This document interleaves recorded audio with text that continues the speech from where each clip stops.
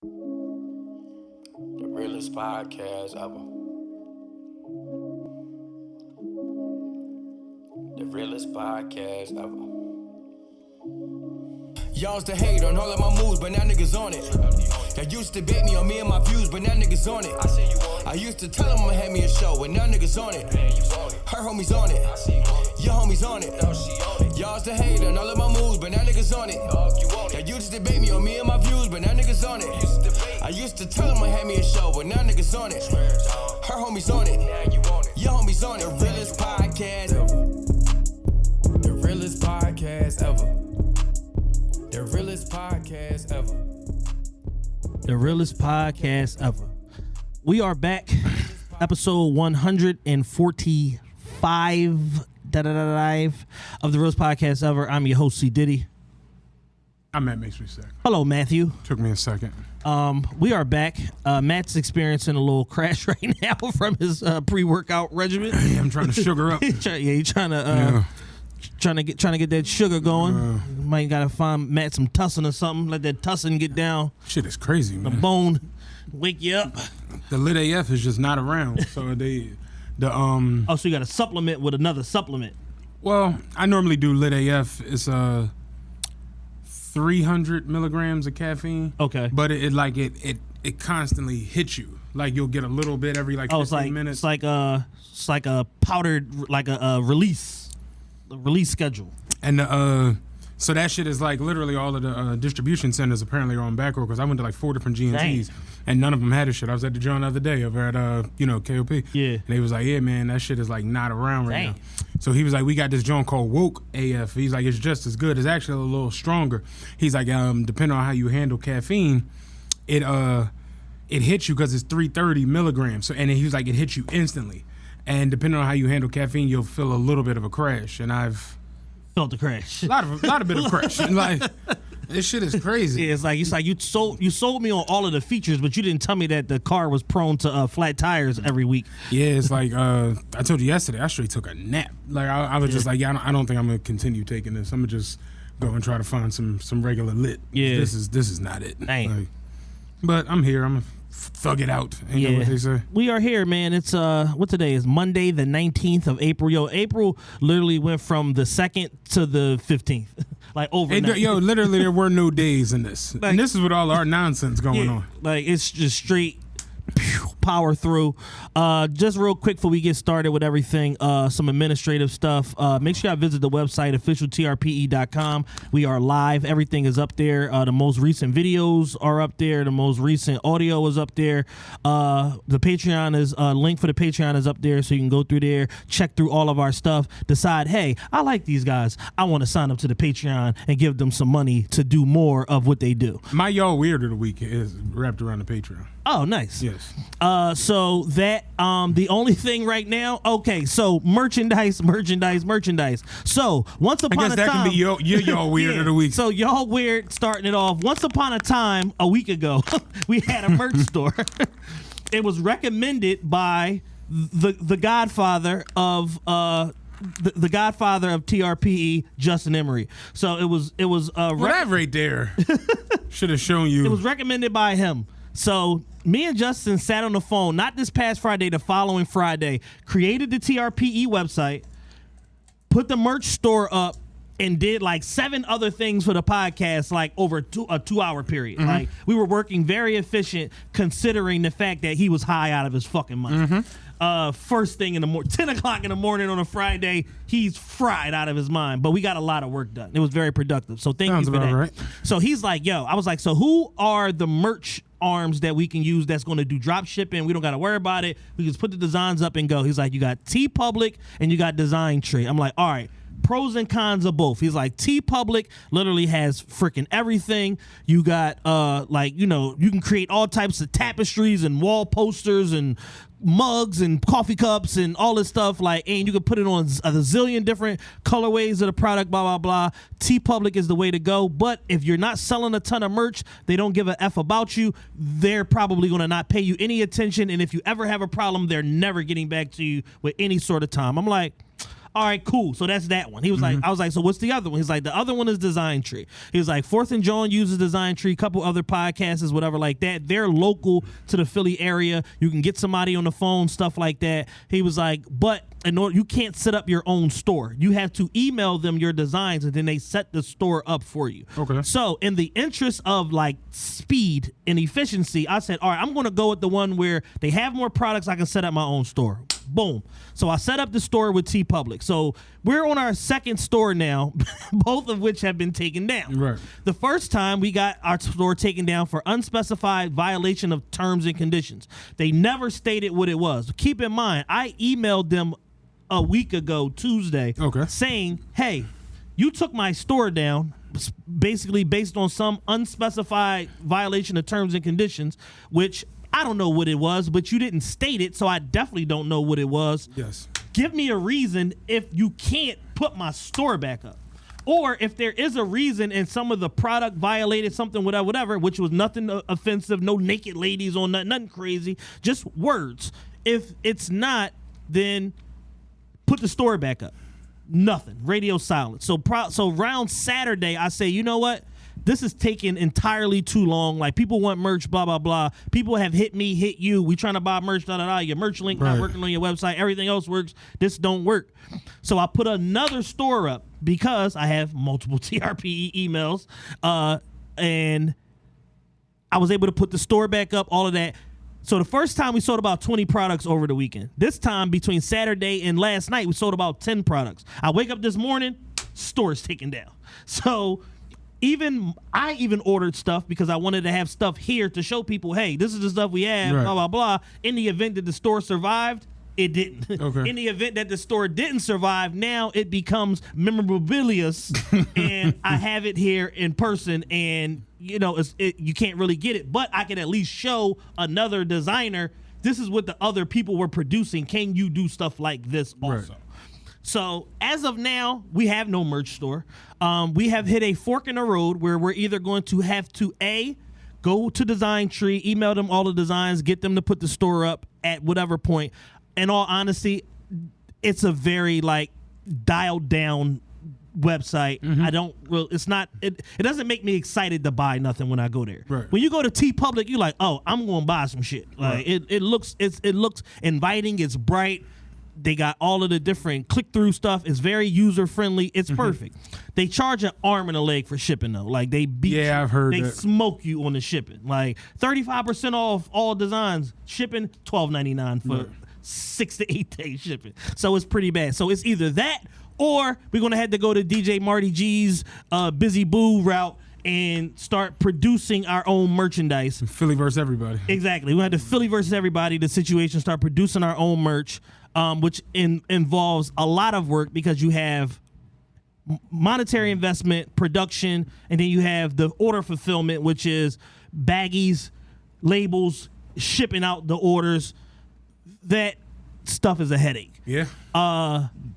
I didn't want to particularly have to deal with that because it's 2021 and who wants to deal with that? But it's going to either come to either one or the other or a combination of the two, which I'm thinking is probably going to be some hybrid combination of the two things slapped together. And but either way, we appreciate y'all's support. We appreciate all the people that are, being active, supporting the Patreon, buying merch, absolutely, going to the website, et cetera, et cetera. We got to get the merch thing figured out. Give me a week or give me till the end of week and I'll have it all figured out and I'll have an announcement on all the platforms and stuff like that. Okay. Patreon, we are 20. Go to the Patreon real quick. Yeah, we're like 25.7% to our goal. Oh, I was going to say, what the hell are you talking about? Yeah, we have like 258 people on the Patreon. Yes, 258 right now on the Patreon. See who the new people are on this thing. And we appreciate everybody. You want to do some shout outs to some of the new people, the VIPs? Shout out Javi. Shout out to Maurice Duxon. Jacqueline. Phil. Shout out Phil. That's my man. Shout out Phil. Yeah. I'll get your $2 ass on that. Mr. Parker. It's the VIP. You know what I'm saying? Dominique E. You know what I mean? It's lit, man. My y'all weird of the week is wrapped around this Patreon. Okay.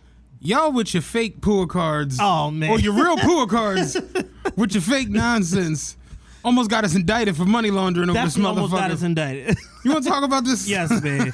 So, all right. So Patreon Y'all has ridiculous, man. Shout out Kenny, man. My man so Ken. me and Matt are sitting here thinking like, man, Patreon on that bullshit. They trying to rob us. They trying to oppress the black man. They see us having all this web traffic, and they want to oppress us and hold on to our money that we created on their platform. And we got bills and we got stuff to produce. And we went full Malcolm X on Patreon for the last week because it's just like, yo, we don't understand this. So boom, we set up. We had to put in the W-9. Boom, we're incorporated all of that. Boom, put in the W-9 tax info.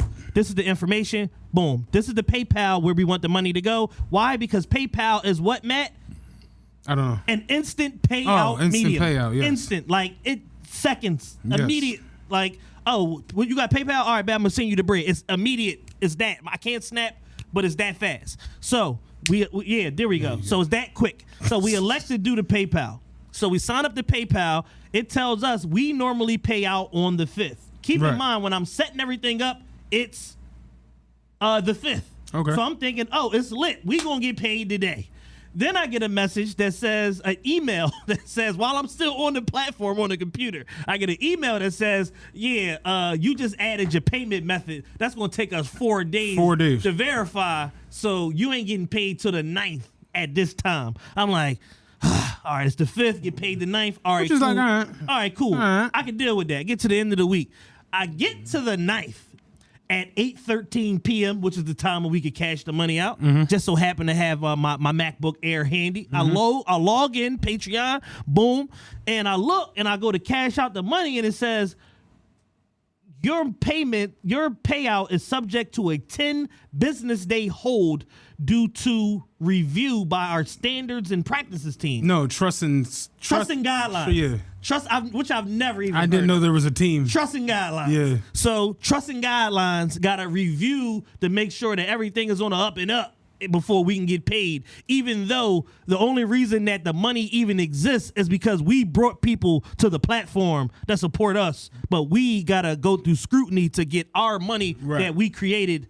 Even though it's ours. And y'all didn't do anything. But technically, we collected the money, so it's ours until we give it to you. Yeah. And wait. So and wait. So they hit us with it's gonna be a 10 business day hold. At this point, I'm livid. So now I'm going full Karen. I'm emailing people. Yeah. I'm calling. I called them while I had Matt on the phone. Yeah, it was wild. Hold on. I'm about to call these Hold niggas. on. I'm about to call these niggas. I will find out what's going on. Hold on. Only to find. Hello? Hold on. Wait a second. Hold on. Hello? Hold on. So I called Patreon. I might be like the 9th person in history to call Patreon. It's a 1833 number, which I've never heard of. Right. At this point, when I see the number, I know there's nobody on the other end of this phone. Nobody's about to pick this up and say, hello, Patreon. You know that's not there's coming. Nobody. Yeah. So the phone rings out 3-4 times. Nice Caucasian woman picks up the phone via voicemail and says, hey, you've reached Patreon. If you have a request, take your dumb ass to www.patreon.com/ get the fuck out of here. Take your bitch ass to the internet like everybody else. To the internet because we're a digital company and nobody answers the phone here. Right. So now I'm back to square one. So at this point, this is Friday. No, this is Saturday morning now. Because we talk Friday night, we talk again Saturday morning. So Saturday morning, we go through all of this. I call, yo, ain't nobody on the phone. You're like, oh God. So now we wait. Yeah. So all of these days go by. Me and you talk every day, multiple times a day. There is no money. Hey, what's up with the money? There is none. Did they hit you back? No, they didn't. So now, okay, I'm going back to work. All right, so I guess I do gotta go work overtime today. Okay. Yeah. So now Friday come again. Right. Still no money. Saturday, Sunday, you automatically assume ain't no money coming on Saturday or Sunday. We went as far as like we were like, yo, what other platforms can we like? Like who else? We was apparently Podbean has a patron platform. Like we was about well. to NWO this thing, like dog. So finally, Monday comes, and Monday comes today, and I wake up to T Public telling me get the fuck out of here for the second time. Right, again. Oh, you thought you was slick. Oh, you thought that we wouldn't recognize the TRPE because you changed the logo. Yeah. Okay, you're out of here again. Tried to pull old fat chain. Yeah, nigga, we know what's up. We know it's you. Yeah. So you're out of here. And then I went to another email that says you have money from Patreon. I'm like, oh, it's up. So then I work backwards from the you have money email. The wildest part of the email is that it's from Himalaya. Yes. Yeah. So there's the PayPal email, you have money from Patreon. Then there's I work backwards and I see an email from Himalaya support, and I'm like, I emailed Himalaya a year ago about getting on the platform. What is this? Mm-hmm. So I'm thinking this, oh, hey, stupid ass, you finally approved to be on Himalaya. We ain't gonna do nothing for you, but you could pay for promo, something to that effect. The Himalaya email is for Patreon. So apparently Himalaya owns Patreon. So what I've discovered in just getting this one email is that all the major players of the podcast industry, all the early adopters, they own everything. They're all in cahoots. They're all in cahoots. They own everything. And it's like, oh, we're going to provide this service. When you hit me, it was like, yeah, Himalaya sent me an email saying the Patreon shit got released. I'm like, why the fuck did Himalaya email like, you? Por qué? Yeah. Excuse me? So Himalaya owns Patreon in addition to their own platform and who knows what. Over the weekend, I saw our guy Black Corey from One Fan Radio was tagging this podcast platform called Odyssey. Come to find out, they're owned by radio.com, which is now branching off. The podcast stuff has gotten so big for them, they're branching off the podcast thing into its own separate platform and income stream because it's its own platform and income stream. So now it's no longer a part of radio.com. It's a subsidiary of. So there's Odyssey. I've shout out to him for that because now I've submitted us to go on Odyssey. Okay. We'll see what happens. Right. And just the whole everything was weird. And the reasoning why I want to get this right. This is my y'all weird. Yes. I want to get this right. I want to use the exact specific language. So the email comes from Himalaya support, but then in the email it has the little Patreon. Yeah. So just so you know, this is Patreon business. We're going to throw the little letterhead in there for you. Hi there. Thank you for your patience during our investigation. In the words of my man Trav, that used to be signed to G Unit, once you start going on TV and using words that end in Asian and agation and stuff like that, it's like some law shit. It's like some legal stuff. Yeah. I'm scared now. The way it was coming off was just like when I heard the trust and safety team, I'm like, what the fuck did we do? What did we do? Like, what happened? I'm like, my website is verified. My Facebook is confirmed. My Twitter's confirmed. Instagram's not confirmed because Instagram keeps trying to link one of my other accounts, which I got to fix that. But I'm like, all of my stuff is like universal. It's aligned. It all matches up. So it says, thank you for your patience during our investigation. When we detect a suspicious individual attempting to make a pledge to you, occasionally your funds may become frozen so that we can double check your account security and make sure there is no compromise of your account. Everything appears to be in order and the hold has been lifted from your account. If you would like to perform a manual payout immediately on your balance, you can do so now by following the path income, payout balance, withdrawal balance. If you see a zero balance, that means your patrons have not been charged yet for the month. We apologize for any inconvenience this may have caused. We are working on ways to proactively message this better in the future. If you have any additional questions regarding your funds, we recommend you check out our FAQ page. Regards, Patreon, Trust and Safety. So our shit went through all of that because somebody used the Flim Flam card. Somebody tried to use the Flim Flam gift card or the embossed Pua card or whatever. They don't have no chip in it and tried to pay for your membership. And we got jammed up for 10 actual days, not 10 business days because of it. But yeah, whoever that was, you're an asshole. And I would like you to stop listening and supporting the podcast. Yeah, definitely my y'all weird is the bozo with the fake card, man. Got us through all this bullshit. Trust and safety. Oh, these niggas want the dub. Investigation. These niggas want the dub. Yeah.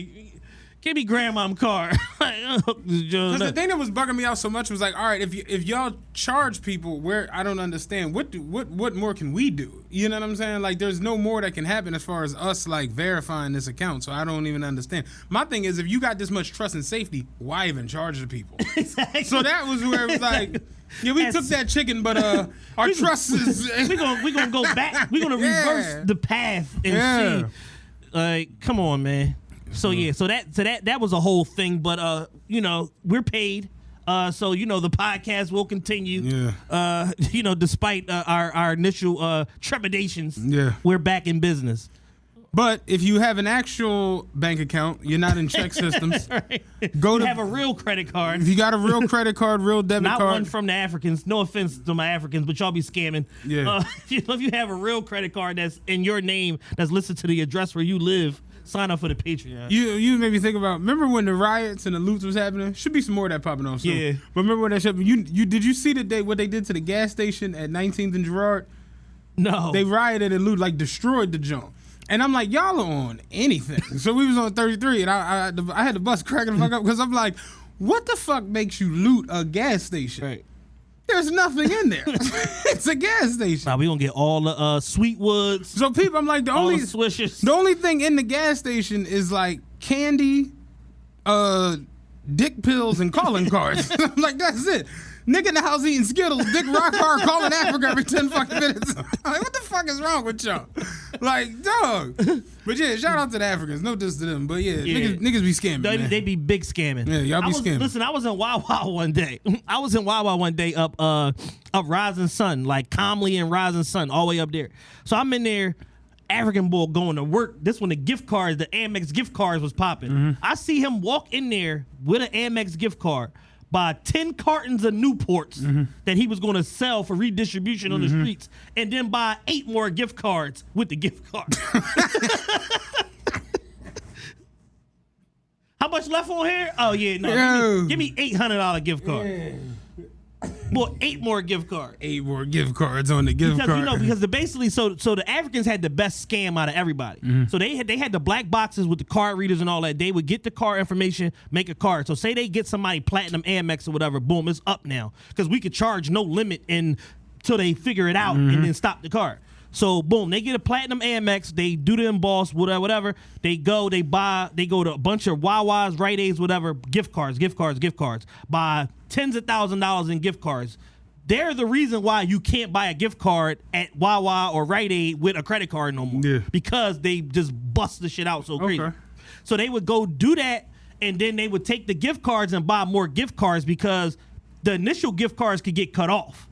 Because of the path. It's like, oh, you bought this, gift card activated, they would just cut it off. So once you start going down the line, and it's like you buy the gift card with the gift card with the gift card with the gift card, you get so further removed from it that now they can't trace the shit. But they had a great scheme going on for a while. All my Africans I know doing that shit, they rich now. They don't even got a scam no more.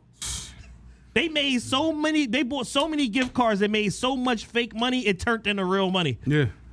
Over like a 5-6 year span, like I always tell my homie, like, we got a homie that's like African, and you could tell he like now he's like a legitimate business guy, but you could tell like he came up in scamming and then scamming with a purpose. Yeah, and like gave it up. And it's like Danny Ferry said about Luau. It's crazy. When I used to drive the tow truck back in the day, I used to wreck chase and shit. I used to tow for this African father and son. Yeah, they had a car lot, and they was father and son. In business together. Cutting like, side deals. And both of them was cutting side deals with me to like go get cars that the other one didn't know about. You know what I'm saying? So the father, the son would be like, yo, look, I got 2 wheels up at Carriage Trade. That's the joint out. How can he be like, yeah, my dad don't know, so don't tell him. I'll slide you about 200 and go pick him up, bring him down. Be like, all right, I'll be up at Carriage Trade or whatever. His pop be up there. Who you up here told? We working for. Come. Like, cause ain't shit for you to pick up, so what you up here for? Then the father be like, hey, look, just sent you up here. I got 2 cars. You know what I'm saying? Need to go back down Southwest, but don't tell my boy about it, whatever. Then I'll be back down Southwest dropping the cars off. Brother. It's like, yo, you two motherfuckers driving me crazy. And it's like they in business together. Yeah, Flim and Flam. Scamming each other and shit. It's like with Danny Ferry. He did a Sports Illustrated interview. They asked him about Luol Deng. He said it's like, he's like one of those store owners that has a legitimate store up front and you can get like candy and stuff you need for the house. But out back, he's selling all types of stolen goods out of the back. I remember the pop one time was like, I need you to tow a van. He's like, can you tow a van, like a big van, like a 15-passenger van? I'm like, it's an F-450, yeah. You know what I'm saying? So he was like, okay, well, here's where the van is. Here's the key. It's parked right there in the lot. But he was like, when you get it, don't be driving reckless. And I'm like, the fuck does that mean? So I get there, I see the van, I'm hooking it up, whatever. Something was just like, go in the van. Go in the van. I opened the back door. That joint was like stuffed with kerosene heaters. I'm like, I don't even know what the fuck is going on. Like, I thought it was gonna be a bunch of bricks of black tar heroin. It's just always some nonsense with them, man. Yeah, don't be driving reckless. You're gonna blow everybody up. Yeah, shout out to them, man. I'm pretty sure they still scheming and scamming with each other. Yeah, for sure, man. But all of that is said to subscribe to the Patreon. Subscribe to the Patreon. Visit the website, officialtrpe.com. Ramadan Mubarak to all my Muslims out there. It is the holy month of Ramadan. We got a lot of episodes coming this week for the Patreon. We're doing a lot of content this week. A lot of content. I'm in intense negotiations right now about another interview. Got to try to figure this out. Yeah. Since we talked, I'm like, I'd rather just go to where you're at and just punch him in the face instead of doing that. So we got to figure that part out. But we have a very big interview that that's going down this week. Has been confirmed and reconfirmed, and that should be out next week sometime. No, we release it like Friday. Well, we'll talk about that. Okay. We may or may not release Friday. It depends on how fast because we got a video team coming in the whole thing. It's a big interview. Yeah. So we gotta make sure that this joint get executed right. Yeah, true. Yeah, you got a point. What am I talking about? Yeah, we gotta stagger it a little bit. Gotta make sure it come out right. So that's that, man. Before we go into the rundown, this is the beginning of the rundown. Rest in peace, Black Rob. Former hip hop artist, signed Bad Boy, signed to Duck Down Records later on in his career. One of the biggest singles of all time, and Whoa went 5-6 times platinum.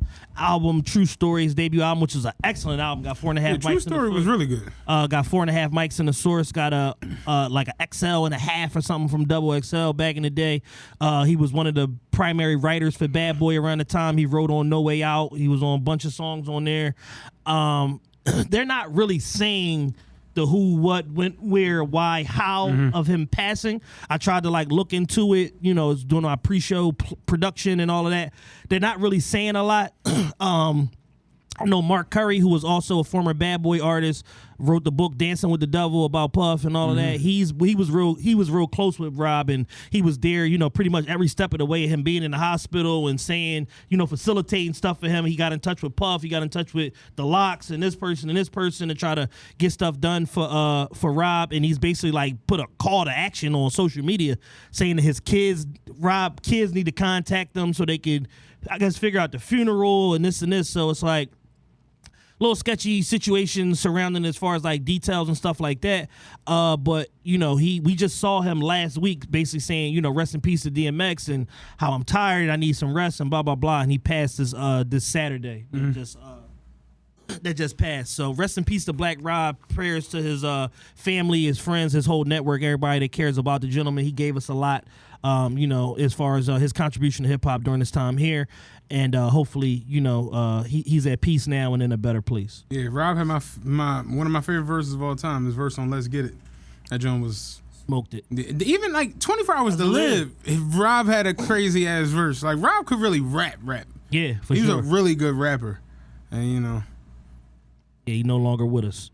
Yeah, that we talked about it last week. That 90s era, realizing now, motherfuckers is 50. Right. And if they didn't take the greatest care of themselves through that late 90s, early 2000s, all that Cristal and Henny and what was Pac drinking, Alizé, all of that. It catch up to you, man. Yeah, and that was the thing. It was just like, that was the boom. That was the gold rush of hip hop. That 95, 94 to like 2002 era. That's when people start getting like mega paid, like big money. Where you see Puff in Forbes, he got a $40 million bonus from Arista for hitting so many records, and all of the, starting to see the extra luxury cars, the Rolls Royces and the Bentleys and all that getting introduced to hip hop, and the literal world tours started to happen, starting with the No Way Out tour and Hard Knock Life tour and Cash Money and Rough Riders tour and all of that. And, hip hop became big business. Up in Smoke tour. Yeah, and it became pop culture.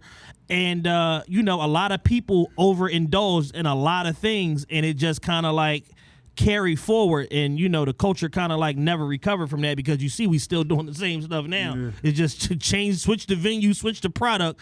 We still overindulging, but we got to remember to take care of ourselves and be mindful of our health. We talked about prostate health on here a couple weeks ago, and it's just like stuff like that. Like, you got to take care of yourself, and when there's stuff wrong with you, you can't ignore it. You can't let things linger.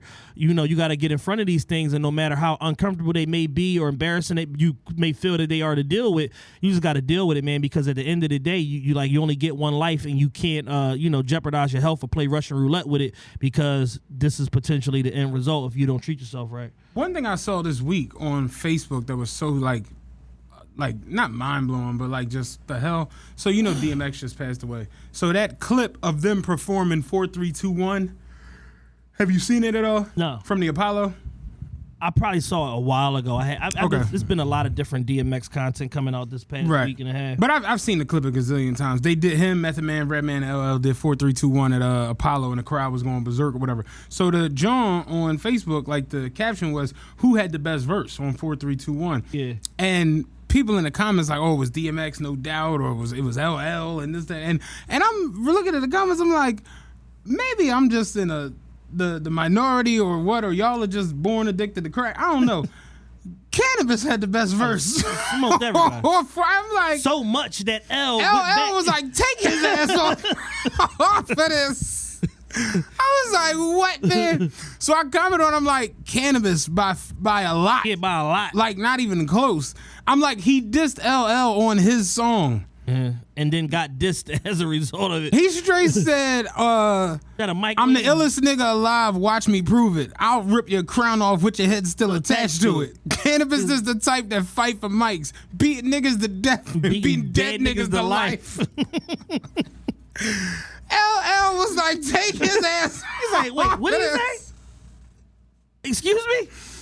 That was where the whole shit, the mic on my arm exploded and turned into a time bomb. And somebody was like, LL crushed him on that. What you talking? I'm like, LL started rapping about Excaliburs and swords. That shit was whack. I'm like, you know how we talk about niggas with that rapping about pyramids and all that bullshit? Mythological, hypnobiological. Like Keith Murray wrote that verse. What y'all talking about? I'm like, no, man. LL was rapping about swords and shit. I'm like, that shit wasn't it, man. And then Cannabis turned around with the second round KO. And that John was crazy. Yeah. Cannabis could really rap. He could super rap. Super rap. He just was funny looking, and he worked with Wyclef.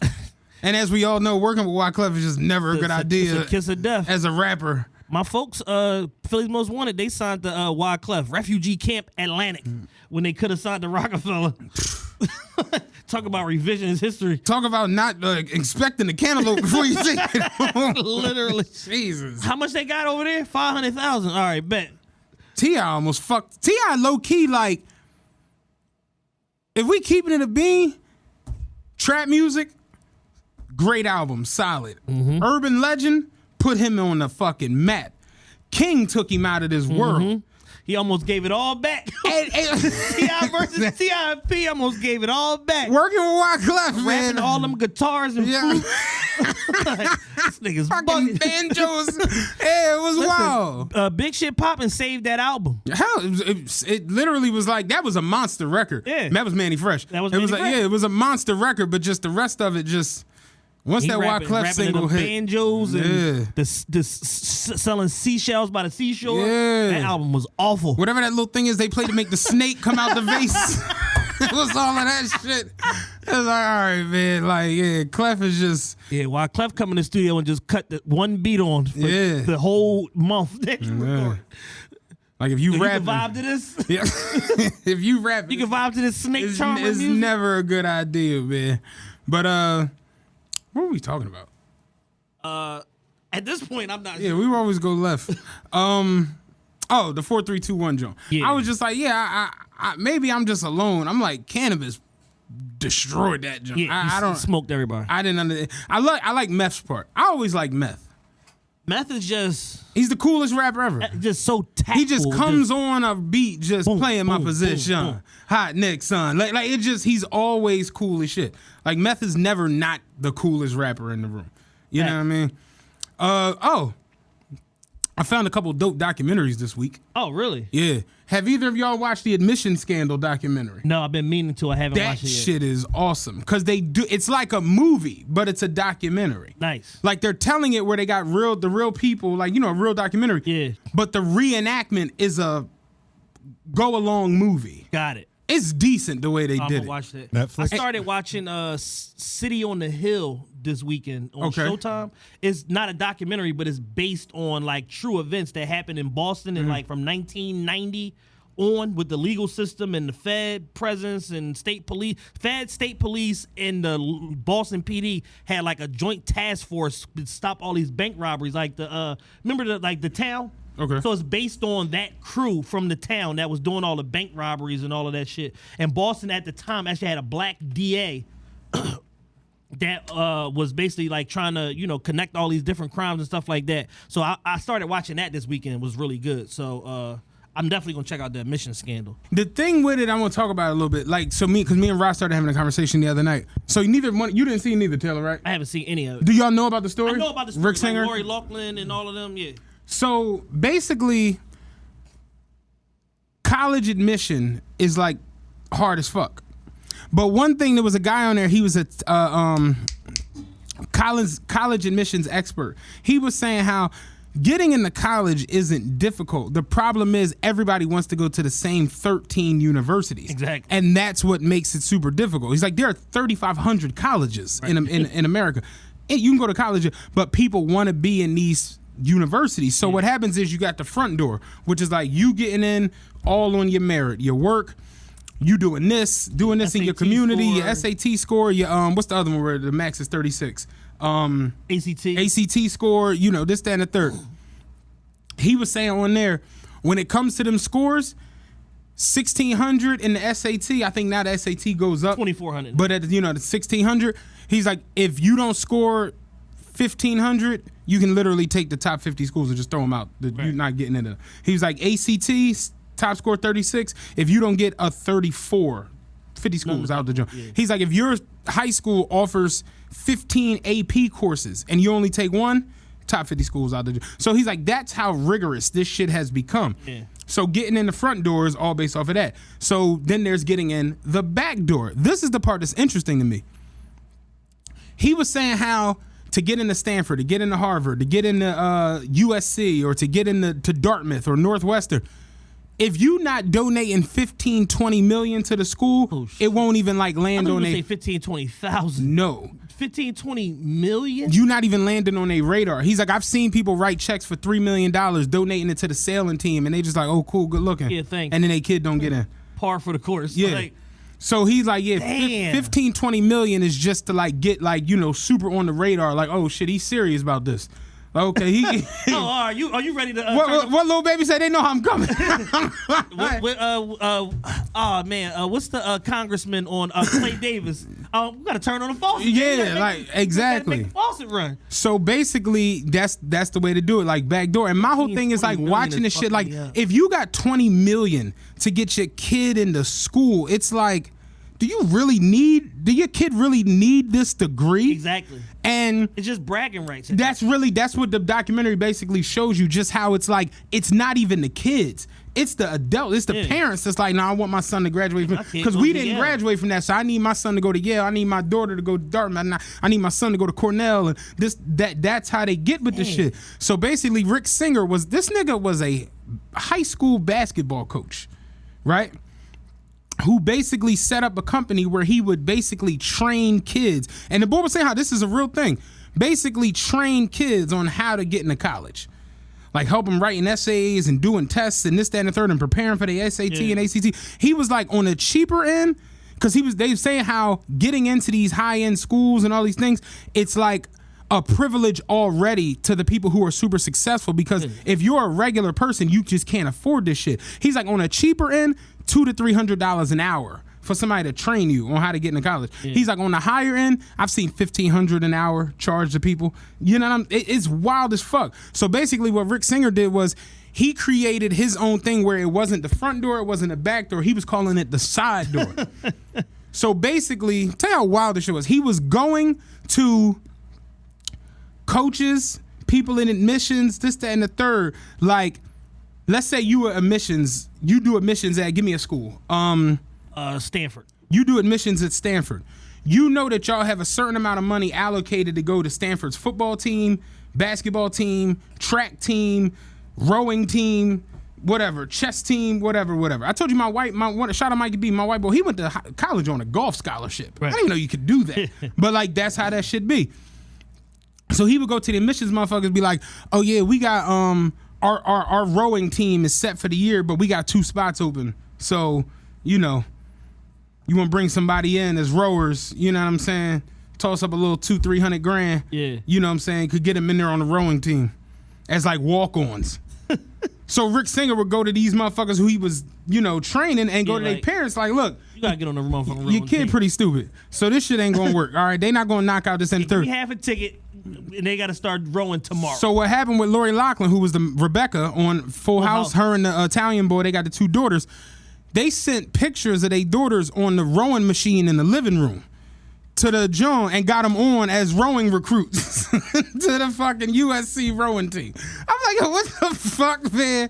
The boy Rick Singer was nuts. He was photoshopping. The one boy, he got on the water polo team at UCLA. Yeah. Never played water polo in his life. They took his face and put it on a motherfucker in the pool with the ball and shit. Like, yeah, he one of the best water polo motherfuckers in wherever the fuck he from. Got on UCLA. He's flying under the radar, right? Got on UCLA water polo team. So this is where the shit go left at. This motherfucker wound up getting a nigga who was a test, like he was a proctor for the SAT. Yeah. He basically got him on some, like, he was going through some shit, like, you know how it go, put their thumb on you. Like I always talk about working overseas. Like, look, if we can put our thumb on you, you need some paper. Boy was going through a divorce, this, that, and the third, whatever, some Jordans was coming. Who knows what the fuck he was going through. Rick Singer get at him like, yo, look, you be proctoring the test, I give you some bread, da-da-da-da. He was basically going to where, like, he would tell the parents, I'm gonna tell you this is what we gotta do. You gotta basically get your kid to like register as like having a learning disability. So he would go to the parents and have the kids like basically go through the process of being like getting classified as like learning disabled. Yeah. Because when you're learning disabled, you can take the SAT.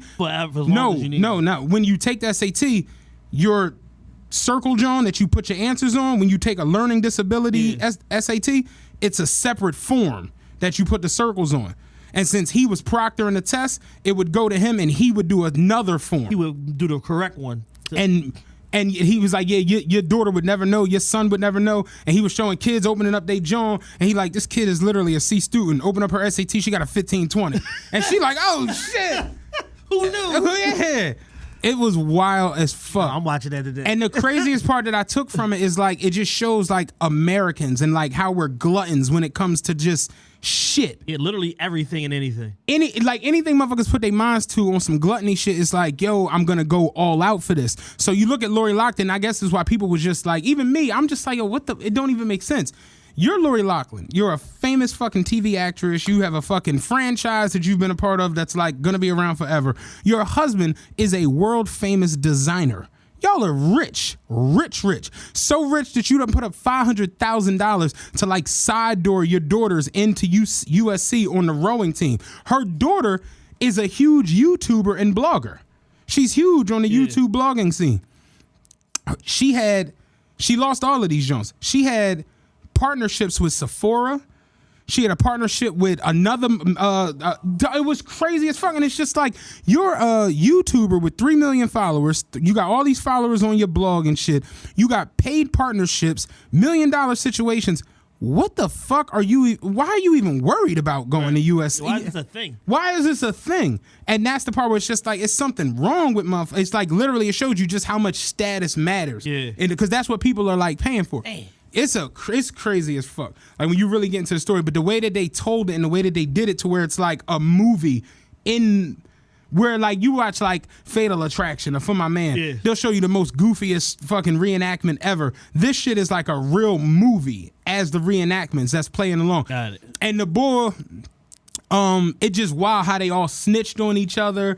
And the boy Rick Singer, basically the boy who was doing the admission shit hit him like, yo, I got something for you. Come to the hotel. He come to the hotel. He opened the door. It's the feds. Dang. They like, yeah, come on in, Rick. Have a talk with us. He like, all right, let's get right to it. I got 16 people paying. Like, he ain't wasting no time. So he snitched. He like, so they like, are you cool with wearing a wire? You know, or calling these people on the phone. Call them right now. And like, give me the phone. What are you waiting on? Y'all got it's unlimited. Let's call them up. Y'all got 80 time minutes. So they playing like the actual phone calls, and it's so crazy because as I'm watching them and they're playing the real phone calls, I'm thinking to myself, these filthy rich, 1% of the country people are some of the stupidest, like most boneheaded. If I'm doing some illegal shit to get my daughter into college with you, and you call me like, hey man, look, I'm getting audited. So, what I'm going to say is I'm not going to necessarily tell them that I helped your daughter get into school for $500,000. You feel what I'm saying? And they like, yeah, no, definitely don't do that. Bro. He like, yeah, so I'm going to say something else, but I'm definitely not going to tell him that you gave me $500,000 to get your daughter. He did this shit with like 10, 15 motherfuckers. And I'm like, yo, these people are crazy. The boy the Fed investigator was like, I've prosecuted cartels, I've prosecuted murderers, hitmen. He's like, the one thing I've realized in prosecuting this case is when you're dealing with people who aren't of the criminal underworld, the phone rings and they'll just talk. He was like, if this was organized crime, none of these phone calls would have went. It wouldn't have went past 10 seconds. Man, what the fuck are you talking about? And bung. So it's a crazy documentary. Man. But you definitely gotta watch it. It's really, really good. I watched that and I watched the Stone Cold documentary last. Did you watch that? Yeah, A&E is doing an 8-part documentary. I saw that. I didn't know when it was debuted. The first one was last night. It was Stone Cold. I'll say this if you don't respect Stone Cold like as who he is before, you'll definitely do it after. Because this nigga's really like, he really gave his like whole life, his daughters, his wife, all that shit, his body, all that shit, like on some I love wrestling, it's for the business, like I'm paying my dues. Like, and he really understood like, yo, I got a chance to be larger than life, but not even about me. I got a chance to like make this thing like global again. Right. And he was talking about how WWE was like, remember they was like losing to WCW and shit. They lost like 60 something weeks straight. They were losing to WCW, and all the big names had left. Razor Ramon, Kevin Nash, Hogan, they was all at WCW. And the Stone Cold shit, like he was saying how the turnaround for was the King of the Ring when he did the Austin 316 says I just whipped your ass, and he was like, literally, it was like that night, it was like Triple H was supposed to win King of the Ring, but Vince McMahon was mad at him. So Austin was like, Triple H did something. They did the kayfabe joint with Shawn Michaels and them when they all hugged in the middle of the ring, and Stone Cold said he walked in and Vince McMahon was like, yo, you're winning King of the Ring, and he won the shit and got up there and did the promo, and it was just on. But the craziest part about it was, about when he had bruised his spine. Yeah.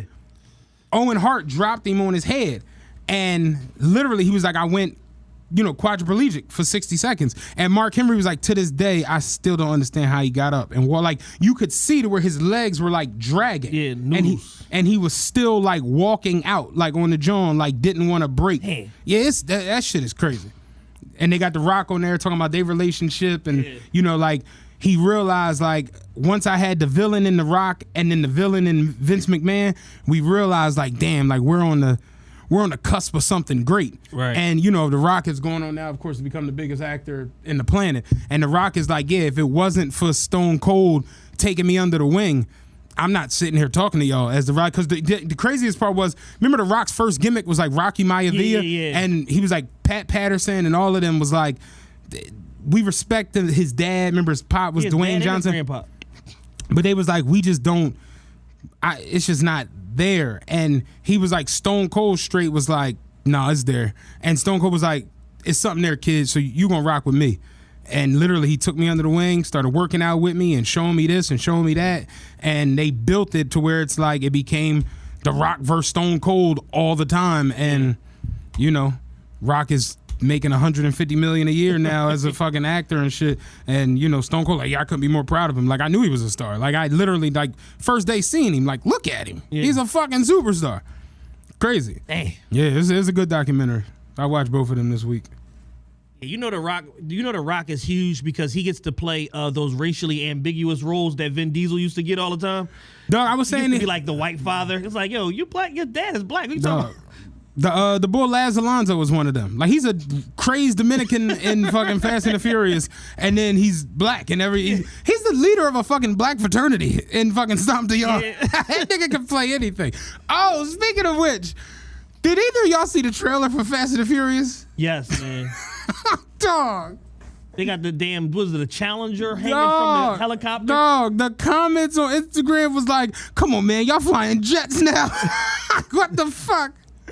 And I'm like, yo, Fast and Furious has definitely gone so left. Yeah, they jumped the shark like 4 movies ago. 8 movies ago. That shit was about street races and nitrous oxide and stolen DVD players. Not no more. Now it's like motherfuckers died to be in the next movie. Yeah, it's Mission Impossible. Dog. Now. Letty done died, she back. Han died, he back. This shit is crazy as fuck. And you know how they justify when people die and then they come back? Like, no, you gotta watch it. It's a certain order. Yeah. You gotta watch it in. It's not in synchronological order. Somebody in the comments was like, this shit is so, cause Han back. And they were saying, where the fuck Han come from? So somebody in the comments was like, Fast and the Furious is so ridiculous that you know Brian gonna be in Fast 10 and he really did. I'm like, dog. Like, Fast and the Furious is crazy as shit. No, this is a sideline story because when people in the comments like, why don't y'all just fight the Avengers and get this shit over with? Like, yeah, Fast and the Furious is going so left, man. So left. And the crazy part was, it like you saw the progression of it. And my biggest knock with Fast, and I love the franchise, but when Paul Walker, rest in peace, Paul Walker, Brian O'Connor's character, when he died, well, Paul Walker's character, Brian O'Connor, right. When he died, y'all sold us on Fast 7 as this is the remembrance. This is over. For Paul. They even had his brother play him at the end when they split. Him and Vin Diesel went to separate ways. And that movie made $1 billion. That's what made it. Remember, because Fast 6, I think, did like 600 or something like right. that. Fast 7 took it over the $1 billion mark. And it was like, them in the studio was like, shit, we made $1 billion. I don't know, y'all want to stop? We can make at least 14 more of these, yo. You feel me? So it's like, then y'all come back with Fast 8, where y'all got Charlize Theron. Y'all done dug her up. Now she the bad guy in the Fast 8 and shit. They then got spinoffs. I was about to say, now y'all got fucking Transporter versus The Rock. This shit is crazy. And now here they come with Fast 9, where they're literally flying jets and taking down skyscrapers and every fucking thing else. Yeah. They lost me completely in Fast 7 when they jumped out of the fucking plane with cars on parachutes and landed them and kept driving. I was done. Like, do you know how heavy a muscle car is? Paul Walker ran up the side of a bus that was falling off of a cliff. I'm like, what do this shit got to do with racing, man? Like, Fast and the Furious got so ridiculous with their schemes. The silver lining for me about the Fast series continuing is that Tyrese gets to keep his Benihanas in his Starbucks in his house. That's the best part about it being more Fast movies. Speaking of which, remember Fast 8, they drove from one skyscraper to the other? What the fuck, man? That shit done got so strange from what the fuck the original Fast and the Furious was about. And I remember back in the day, because Fast and Furious first one came out 2001, I think. Yeah. We watched that shit in school in our mechanics class. Because y'all went to Saul. That was learning in 2001. Dead ass. I bet it wasn't even Friday. It was probably like Tuesday. It was like, yo. Mr. S was the ag mechanics teacher. He came in the room and was like, all right, people, today we're going to learn about street racing. So I got a video here. I'm like, that's that Fast and the Furious. This nigga put Fast and the Furious on. Street racing. And that was learning. If anything, we need to take a field trip down the Essington Avenue. You're right. You go down 84th Lindbergh if you want to learn about fucking street racing. But dog, we watched that shit in our ag mechanics 77 class. in Holstein. But that and I fell in love with the movie because it was like, yo, this shit, it was authentic. It had an authentic feel to it. They was really street racing for money. They was calling out the cops was on their way, motherfuckers running. That's how that shit was. Yeah. It was just all authentic. These niggas was pulling odd jobs, trying to make some bread, living in a little bullshit house. It got to the point where they was living in villas and all kinds of crazy. And it's just like, Fast and the Furious is that might be the biggest shark jump in the history of film, yo. Bar none. Like I can't think of one situation where it went so left from where it started. It's a parody of its original self. It almost feels like they're just playing at this point. Yeah.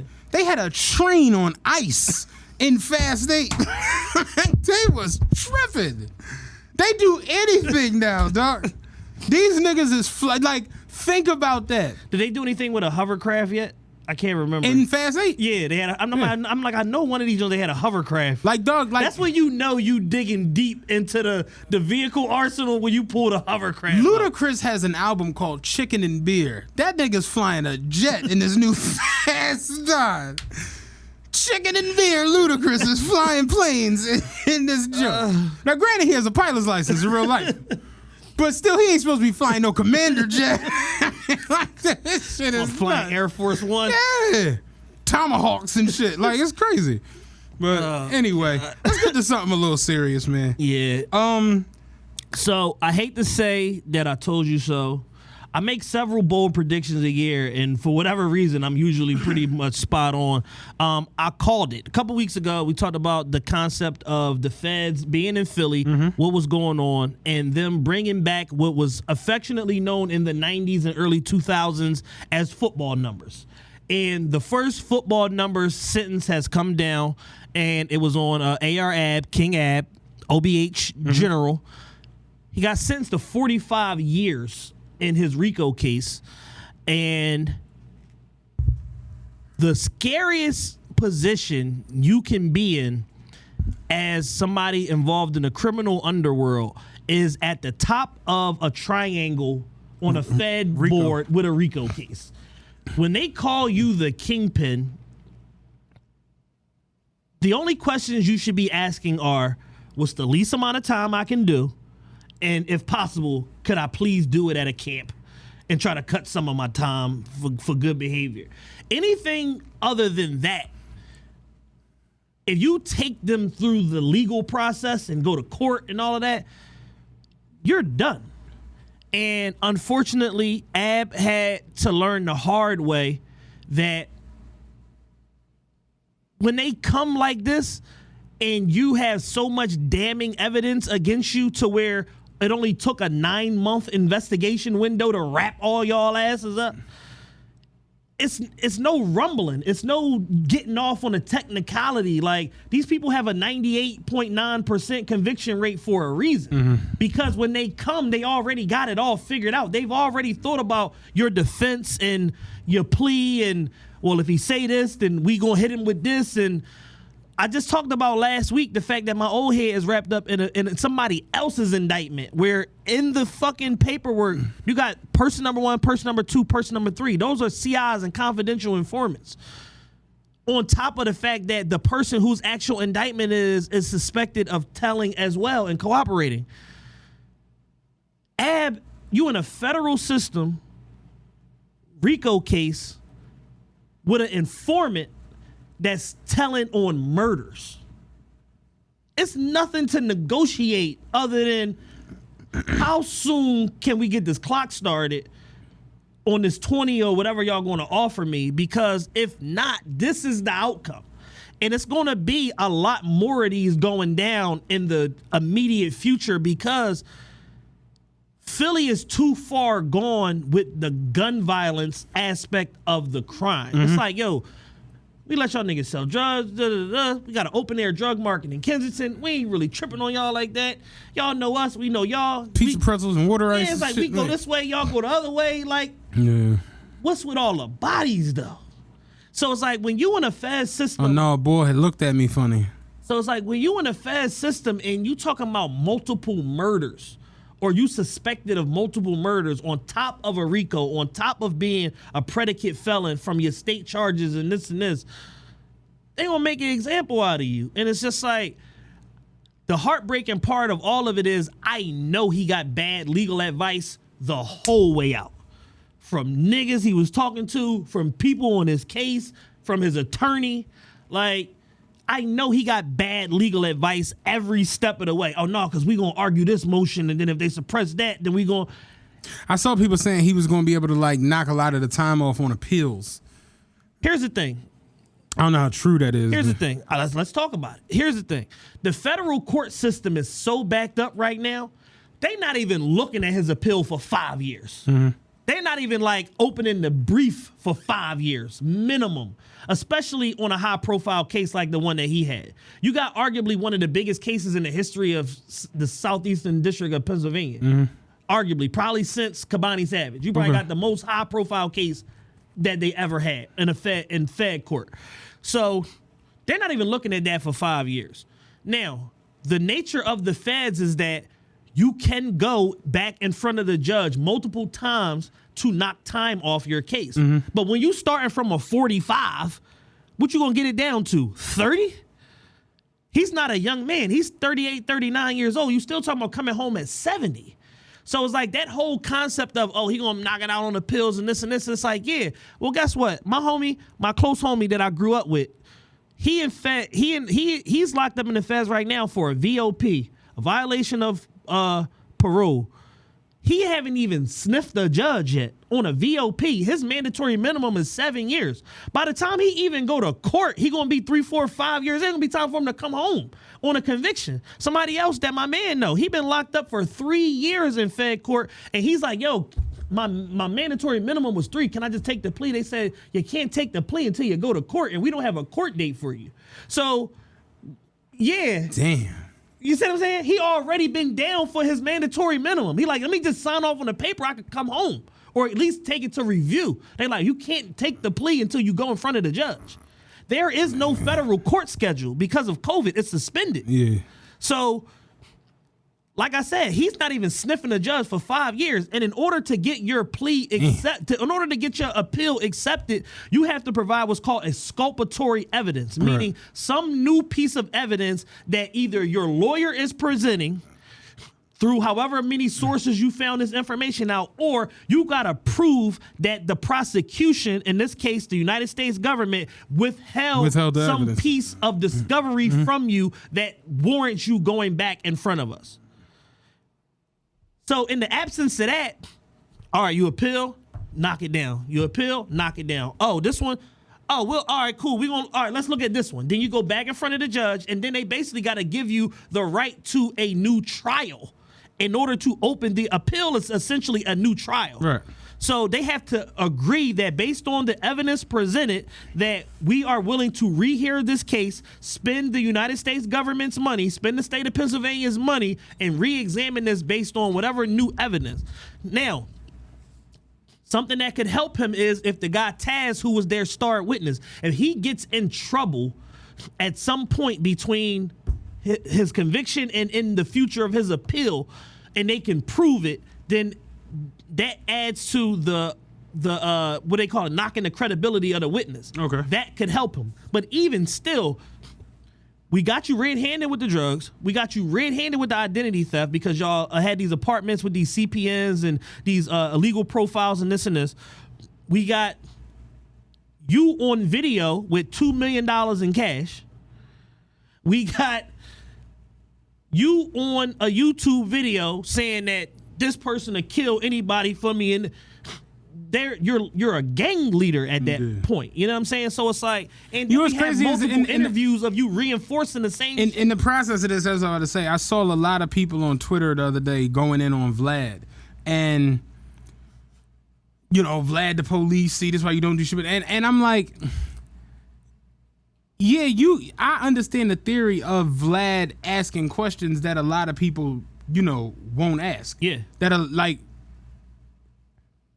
he asked probing questions. I was about to say, I'm not going to say that he shouldn't ask the questions, more so that you probably shouldn't answer the question. Exactly. In the manner in which some of these questions get answered from some of these people. Because we all watched the joint like we always talk about with Pee Wee Longway, where he literally made a joke out of everything Vlad said. I just like the color blue.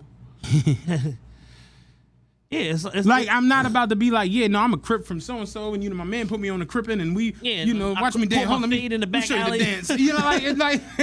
It's none of that. But literally, people will literally come in this room. Yo, what's up with you? Oh man, putting the music out and doing this, that, and the third, and I just shot a nigga before I came here. They go to Vlad, and that's what it. Man, listen, I'm selling. Yeah. If you see the bricks with the little Arabian belly dance on, that's my joint, right? Like niggas just go up there and start wilding the fuck out with Vlad. And it's just like, it's too much damning. I told you, I've seen videos, and not even Vlad Jones, just videos. Just videos. I remember that joint, We With The Dumb Shit. I remember watching that, and I was just thinking like, yo, this is nuts. Like, and that was part 1, meaning that there was multiple volumes. Part 1. Like, There's multiple volumes. We With The Dumb Shit again. Yeah. In case you missed the first one, we still with the dumb shit. Yeah. And it's like at some point, people got to take personal accountability for their decisions and their actions. And literally, every time they cut a camera on in front of Ab, he said something that could be used in open court. The boy, the guy that got killed in Chicago. Well, not in King Chicago. Von. King Von. What's the guy who killed him? Quando Rondo. He didn't kill him. His brother, Lil Tim, killed him. He's home apparently. Yeah. I saw a thing the other day just randomly on my Explore page. He came home and like the first thing he posted was him holding a gun, and the caption was like "born to be a shooter," some crazy shit, and I'm just like, bruh. Because they're going to try to argue Georgia's a stand your ground state, and they're going to try to argue stand your ground as the means of why they did it in self-defense. So that's their plan of what's the name. So they just going to keep going to the fullest extent with the nonsense. And it's just, the Ab situation is particularly heartbreaking because it's close to home. You know what I'm saying? He was somebody that really was a community leader and trying to help a lot of people, but due to the other activities that you are alleged to have been involved in and now convicted of, you got to go sit down and do some tick, and you got to do potentially a lot of tick. His best case scenario is coming home in 25, 30 years. Yeah. That's the best case. Like, this case getting overturned is we could all put that out of our collective minds. Like, that would be the biggest Hail Mary of Hail Marys. Now, if it was the state, that would be a different thing because the state are idiots. They don't have a lot of resources. Their DAs are assholes. Our DA for the city of Philadelphia fucking is in federal prison right now for taking couches from people. Yeah. Like stupid shit like that. I think some work on the roof and oh man, y'all gonna fix the whole, can you fix the chimney too? I think a suit and I think and some couches. Definitely some couches. I think he went somewhere too. I think he went to like Cape May. Some weird vacation. Stupid shit. Yeah, stupid shit. You know what I'm saying? So it's like city and state officials succumb to corruption. Because like you said, somebody can put their thumb on you. Everybody, so much, especially if you black. Like literally, the whole fucking Street family, with the exception of John Street, is involved in politics, and they all corrupt. Yeah. Milton Street in federal prison right now for some corrupt bullshit that he did because he hooked up remember the building that collapsed on 20-something in Market that killed them people? 7 people. He approved the contract to the contractor that didn't have the insurance, and the liability ended up falling on the city because of the oversight. And it's just like, bruh, like niggas is literally selling contracts. Man, you got the certificate, it's valid? No, all right, cool. Just get that joint updated at some point, man, huh? Make sure you have my 50,000 in large bills, nigga. Yeah.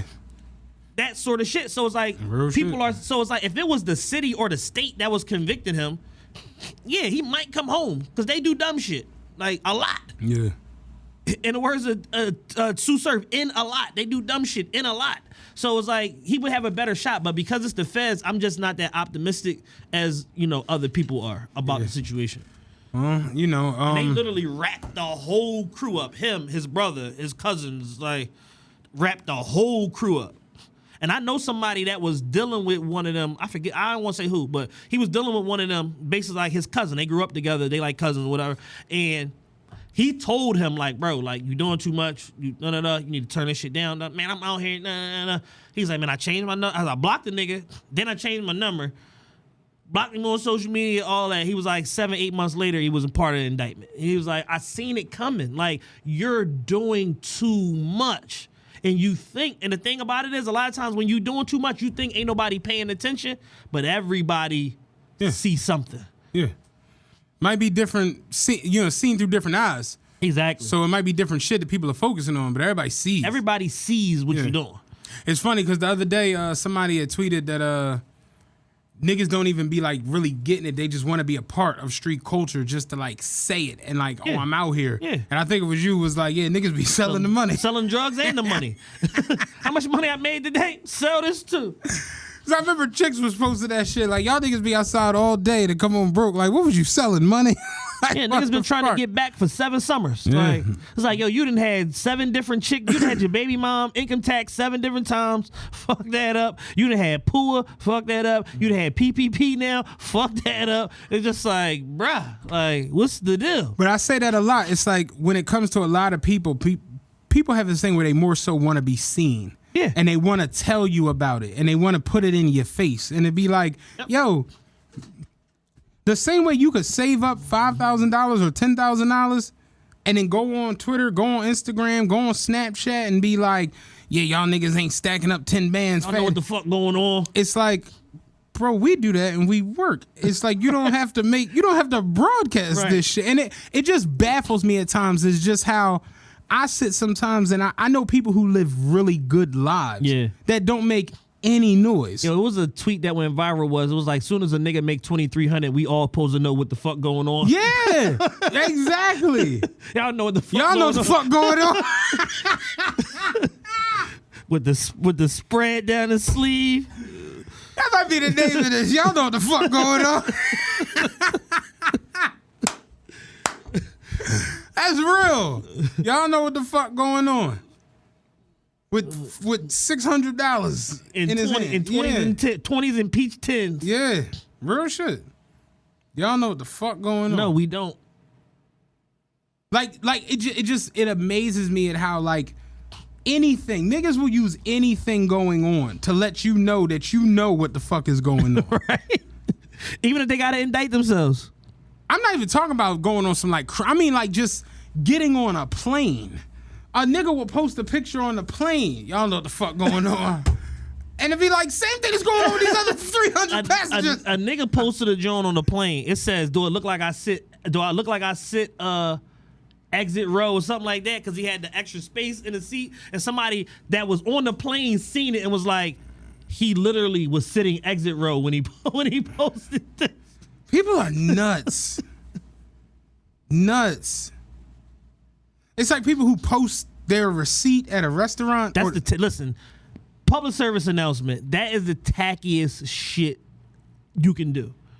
I don't understand. Like, what is the purpose? You can't get that money back. It's literally to show people, yo, I spent $500 on this meal.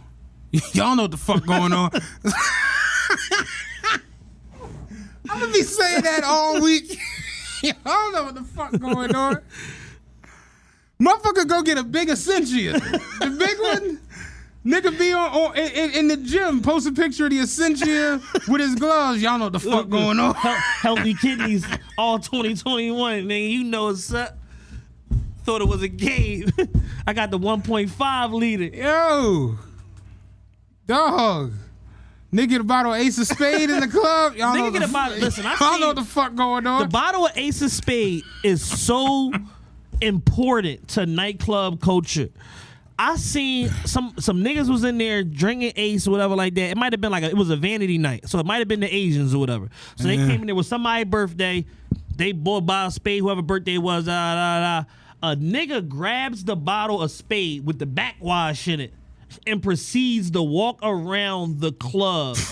No, I got one better than that. For 47 more minutes, like with the bottle. Niggas invited me to a little spot, whatever. I went there or whatever, and it was a group of about 7 or 8 niggas, and I watched it because I have nothing else to do. What else I'm doing? What else am I doing? They had one bottle of Ace of Spade, And it wasn't like, I don't know why I just assumed Ace of Spade bottles were bigger. I don't know if they had like a mini. I don't. No, regular size, baby.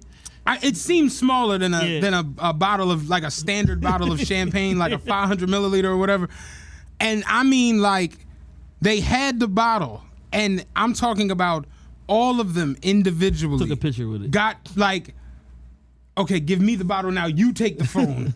And all of like, and I was just like, yo, they really turned that Ace into like a hoochie. Turned into a trophy. Yeah.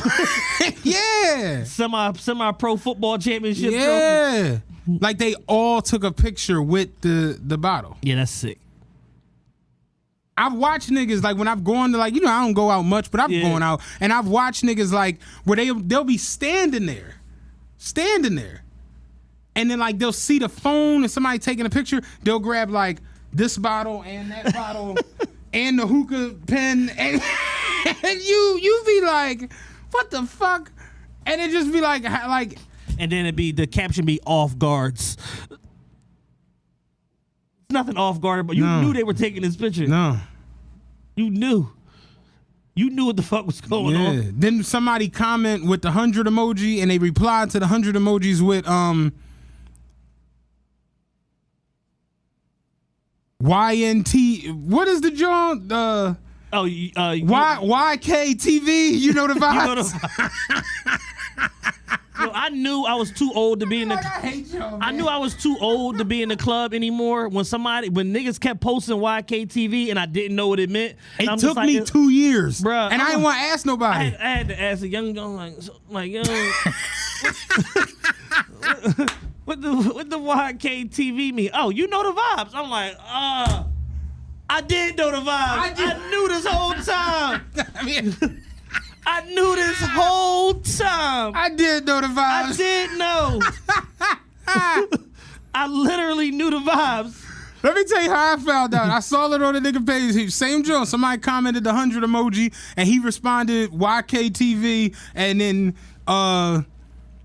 the person who originally commented 100 emojis was like already unk, and I was just like, YKTV, like what the fuck could that possibly mean? It was a television network. I thought it was some social media television network that everybody was tagging. I typed it into Google. I was like, I can't figure this shit out, man.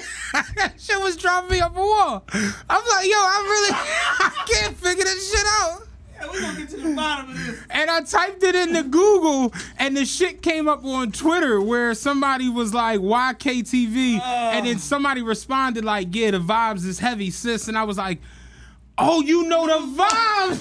I'm like, oh, shit.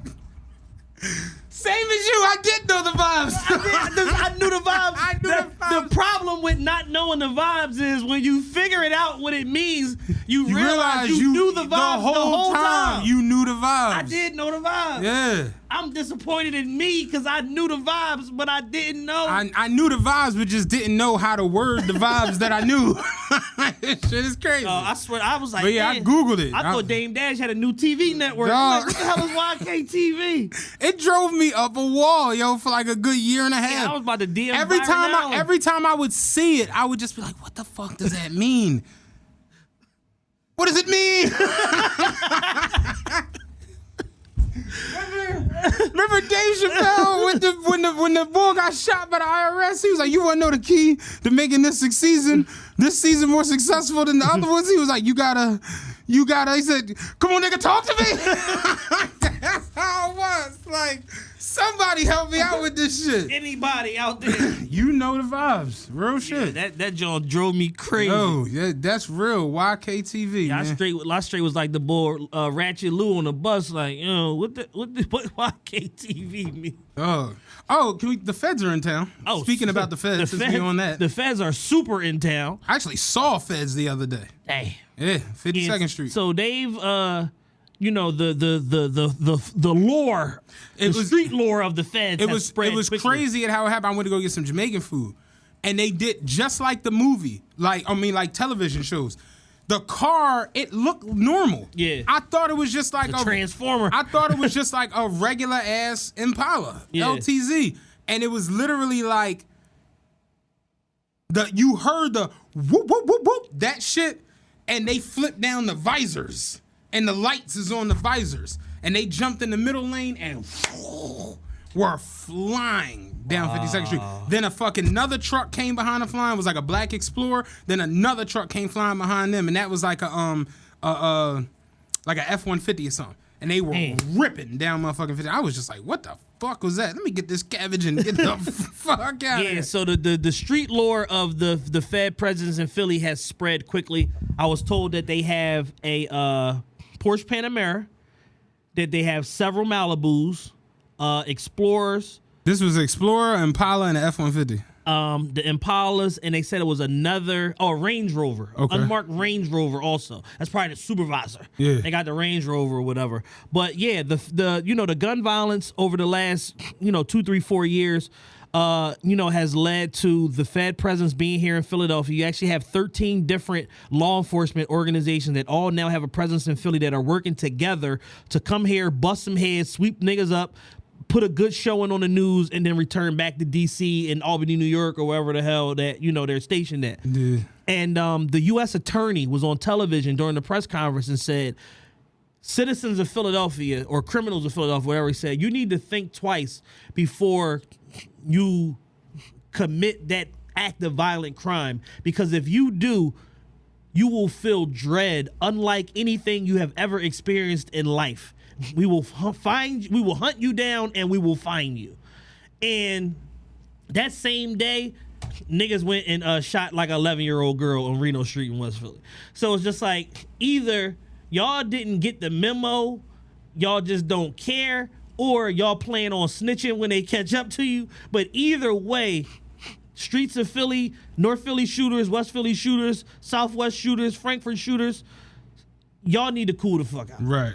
Because unfortunately, just like Ab, they're going to be making examples out of y'all, and it's going to be stuff like simple, like discharging of a firearm and all that, 15 years. Right.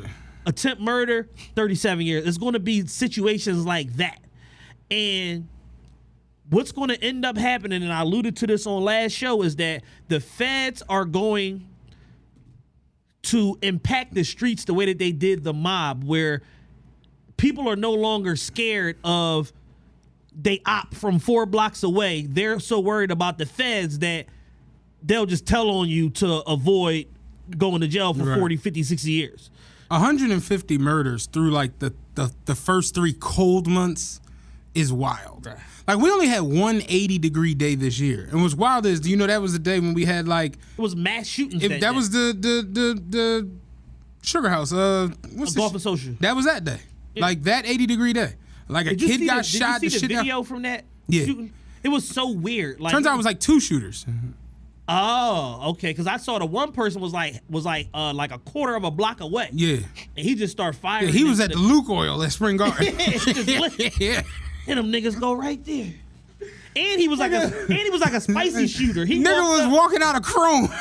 Just decided, fuck it. And he was a spicy shooter. He walked up on this tip, swinging a blick and just rah rah rah rah. He had a gratata and then spun off.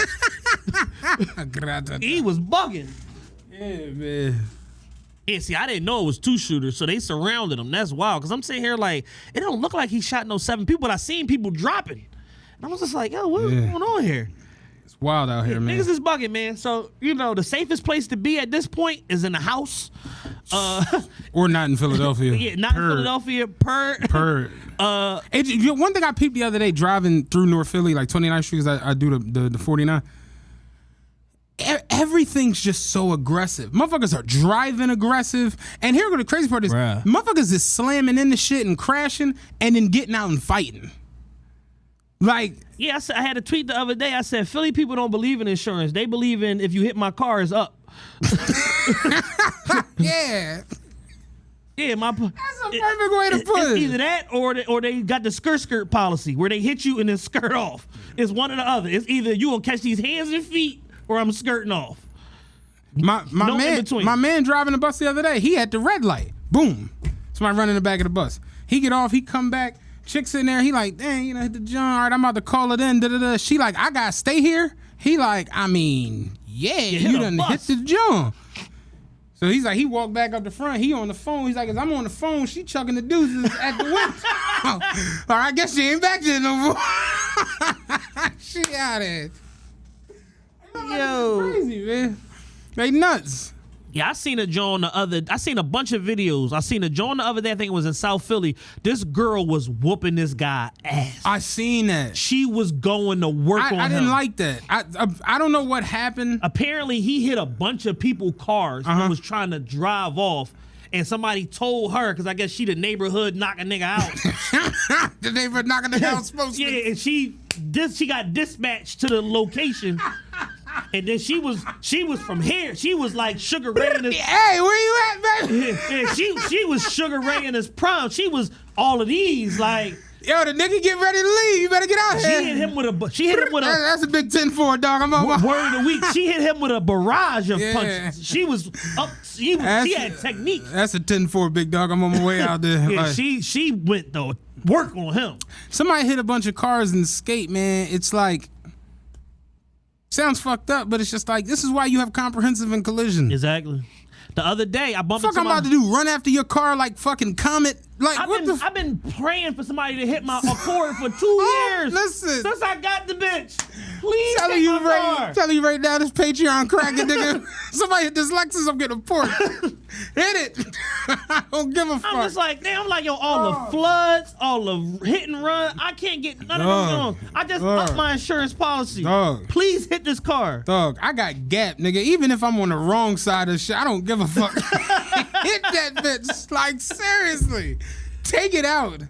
Like, but I'm not about to run after your car like a golden retriever. I got the GT now. I'm trying to, somebody hit this Honda. I'm going to go get a GLE 53 or 63 tomorrow. Please hit this show. Listen, I'm telling you. Like, I never understand that mentality of like, oh, you hit my car, pussy, get out. It's go time. You gotta seat me. It's go Listen, time. a nigga hit my car years ago. I had a burgundy Monte Carlo 2-door joint, super clean. I had to go out Amish country to go pick this joint up. I got this burgundy Monte Carlo. I had the joint probably for about like probably like 8-9 months or something like that. I'm coming down Walnut Street, right around like, I'm coming from 50th. I'm at the intersection of 51st and Walnut. Somebody come barreling toward the light. Boom! Yo, the nigga ran a red light today at 84th and Lindbergh. Like, it fucked me up where I was like, oh, it's green. Like, I almost took off. He flew past me. Nigga come behind me, boom! Blow my whole back of my car up, push me through the light, the whole thing. So I do what any sensible person with auto insurance would do. I pull over, get out, assess the damages. This nigga's backing up. Yeah. When the nigga going away from you. Yeah. Nigga, he from here with it back. I'm just like, bruh. Meanwhile, the back of my car looked like a shark bit into it. This nigga backs up, slide right up 51st Street going southbound toward Baltimore Avenue. And I'm just sitting out there looking like an idiot. You ever see somebody try to leave after an accident and the car won't go into gear and it's just... I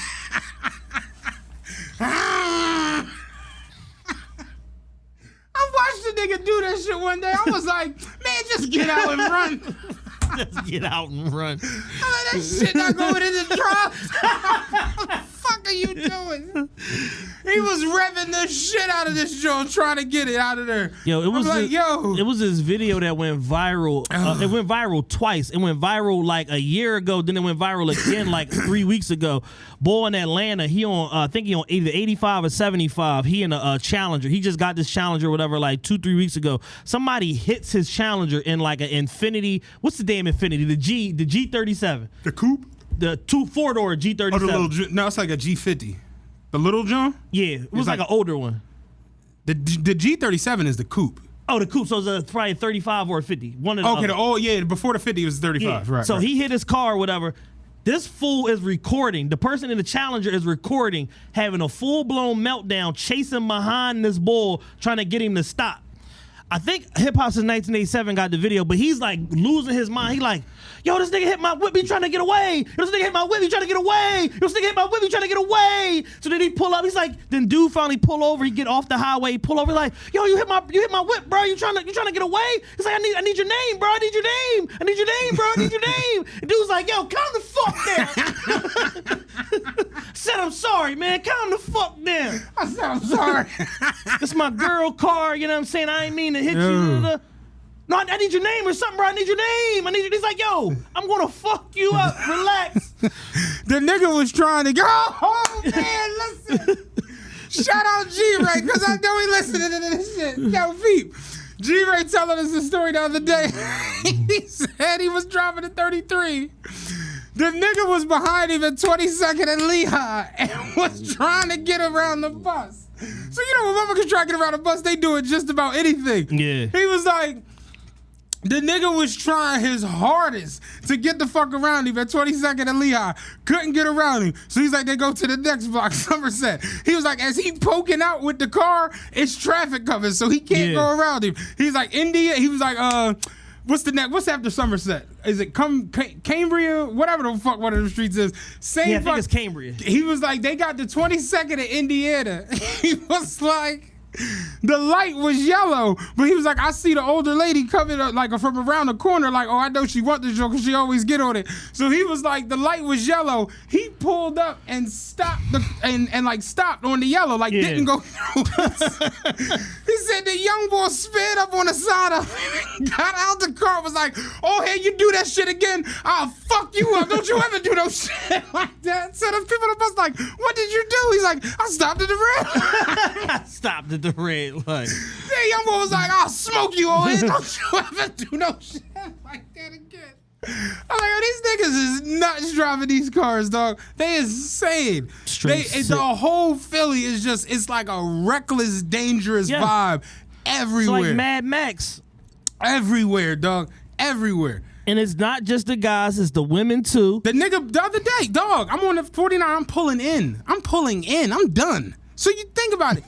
I'm done. So you know I'm driving fast. You know what I'm saying? Like I'm pulling into the motherfucking depot. I'm done. I'm coming down 33rd Street. The nigga is balling on the wrong side of 33rd Street coming around the bus. He had to jam on the brakes because the motherfucker was coming off the little block on the 33rd Street.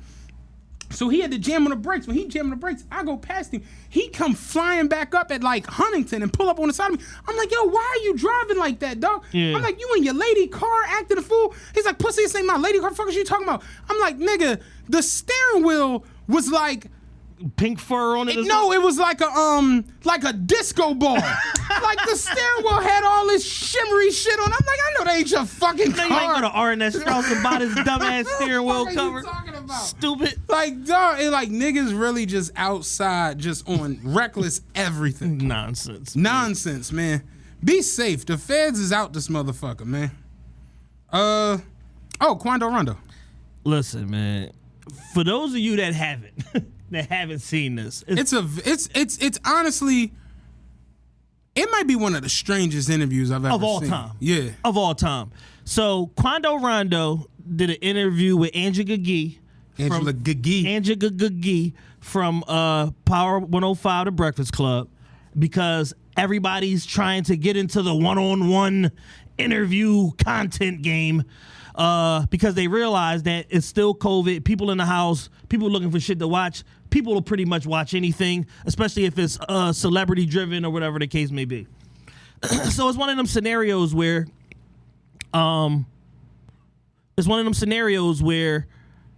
he obviously paid her to be there, flew her to Baton Rouge, Louisiana. They in the back of one of Young Boy cars, I'm presuming, because I don't know where Quando Rondo got a Cullinan from. Right. So he in the back of one of Young Boy's Cullinan or what have you, and it's literally the strangest interview of all time.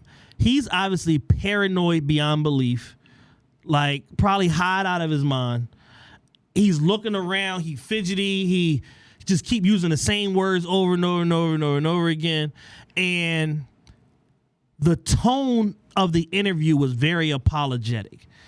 And what makes that so strange is he puts out a song every week where he basically says, like, we did what we had to do. Y'all niggas was lacking. Y'all ain't had y'all polls.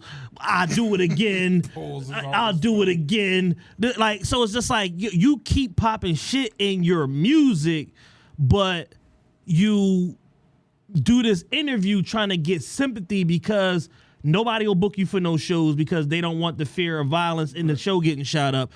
You can't go nowhere because it's he be out though. He be ducking and he be in and out of shit. Because it's a bounty on your head, and it's bounties on all of them apparently. Him, Young Boy, all of them that's affiliated with NBA. And he basically tried to paint this picture of like, I ain't even know what was happening. Like, I ain't know we had no problem. It was cool. However, the problem with this theory is that Von's manager has already done 10 interviews basically saying that Von told you, I'm going to beat you when I see you. So how don't you know it's a problem if a nigga tell you, I'm going to beat on you when I see you, and then he beats on you when he see you? What's the confusion about? Can I give an opinion, or not even like my opinion, but just juxtaposition? Yeah. For yourself. You out at the club, you with your little brother. You got several brothers. You with what's your brother that's just like you? You say his name all the time. Oh, Zach. Zach, the one that's just like you. Yeah. You out with Zach. Y'all at the club. You get out the car, walking around, and you see just whoever from, social media, whatever, coming down through the crowd. And he haul off and punch you dead in the fucking face. Your little brother gonna act. You know what I mean? Oh, yeah, no. So, they did what needed to be done. So I like for everybody that had this thing with Quando Rondo, like, oh man, you took Von from us and da-da-da-da-da, and it just like he didn't even take Von for like in all actuality, Quando Rondo got out of the truck and got his head punched off. Yeah, for sure. And looked up and his little brother was, you know what I'm saying? Yeah. So it's like it's not that wild of a concept. Yeah, and I think it's gotten blown out of proportion on every angle. But it's like what you say all the time, it's like who we like more matters. Exactly. And it's like we like Von more than we like you. Yeah, so this kid is like pocket. I just don't like the way, I don't like hearing it. So it's just like I can understand why people's like, no. Did you notice he kept saying understandment? Yeah, I'm trying to get some understandment, ma'am. Ma'am, You feel nah, me? ma'am. You feel me? Man, look, ma'am. I gotta turn this shit off. I can't watch this. There's 3 parts. And Angela fucking Yee is like,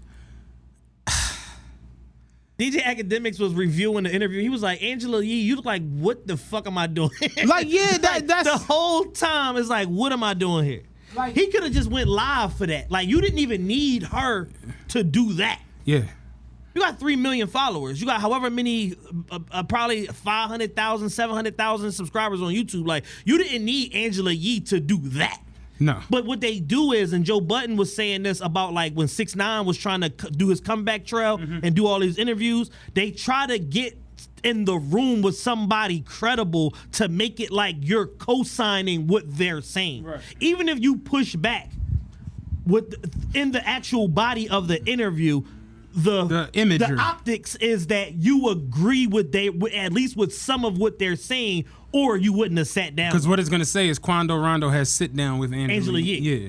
So the casual person that doesn't take the time to waste 6 minutes of their life 3 times is just going to say, "Oh damn, you down with NBA? Like what's up with you?" Like it's going to turn into that situation as opposed to people viewing the situation objectively and just saying, "Oh, she's just being a journalist, blah blah blah." But it's like, yeah, you being a journalist at what cost?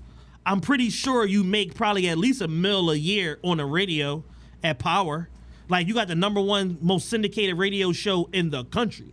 So I'm pretty sure you making plenty paper when it comes to your regular job. Then you have Lip Service, which is with a podcast network. So you're making paper for that. So it's just like, you don't like certain stuff is like, you don't need to do this. Nah, you don't need to be in this. You don't need to be in this. No. Because then it places you in the middle of something. It's like you co-signing it, and even though you not, but the average retarded fan is not going to be able to separate or deduce that the way that Chad and Matt are, because we got sense. Oh, you fucking with the ops. Everybody think they from fucking 64th Street now.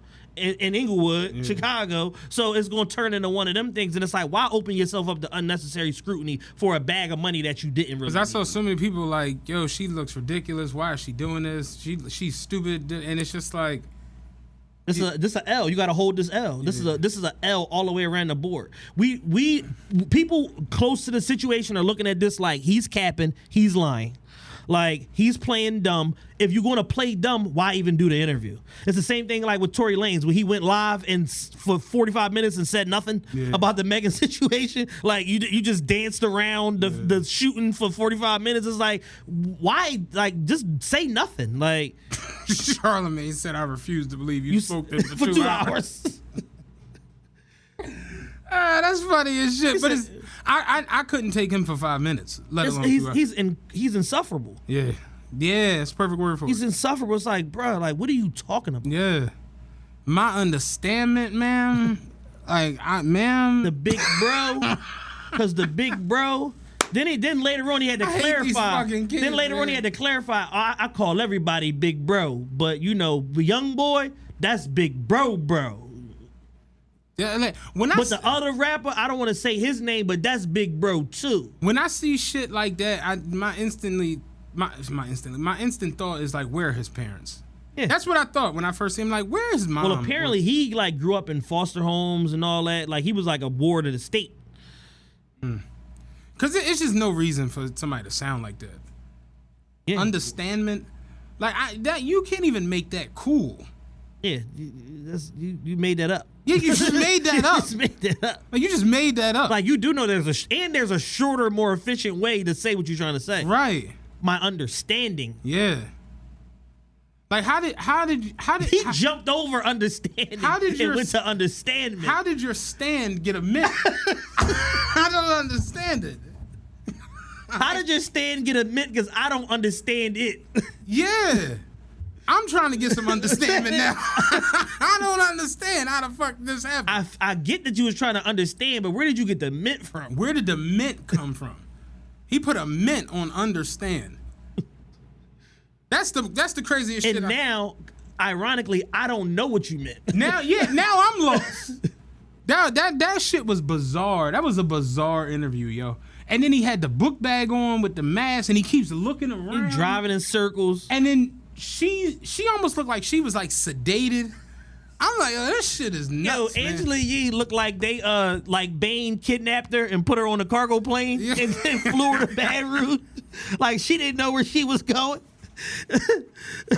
Yeah, the whole thing just was strange, man. And apparently the reason why she did the interview is because she's real cool with Fee, who's Lil Wayne's brother, that runs NBA and manages Young Boy and manages Quando. So he called in a favor, probably because everybody else was like, Fee, get the fuck out of here. Yeah, damn.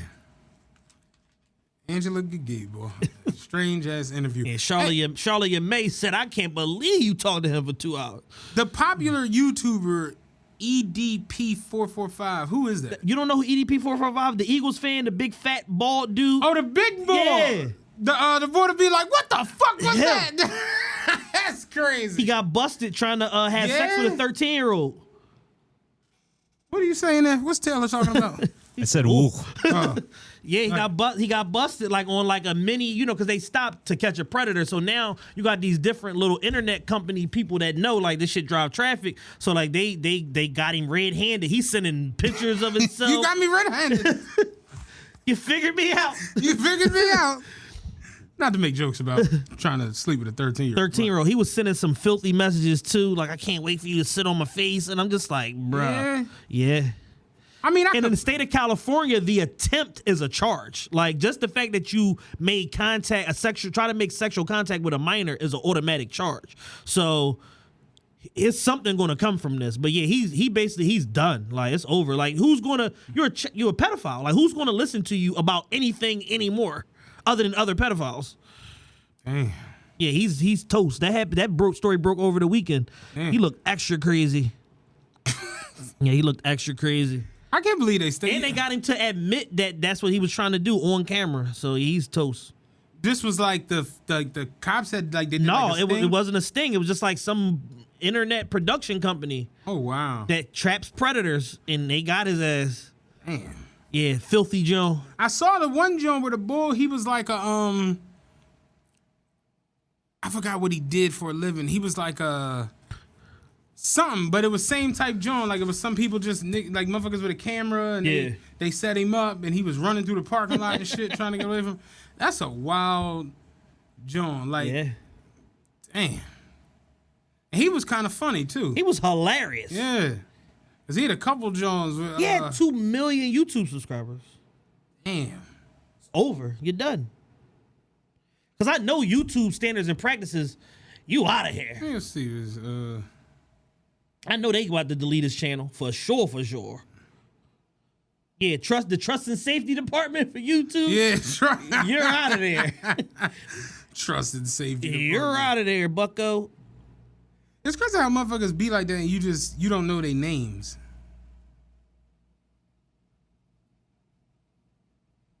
Yeah, that's him, boy, to be screaming and hollering with the fucking number 7 jersey on and shit. Yep, that's that freak.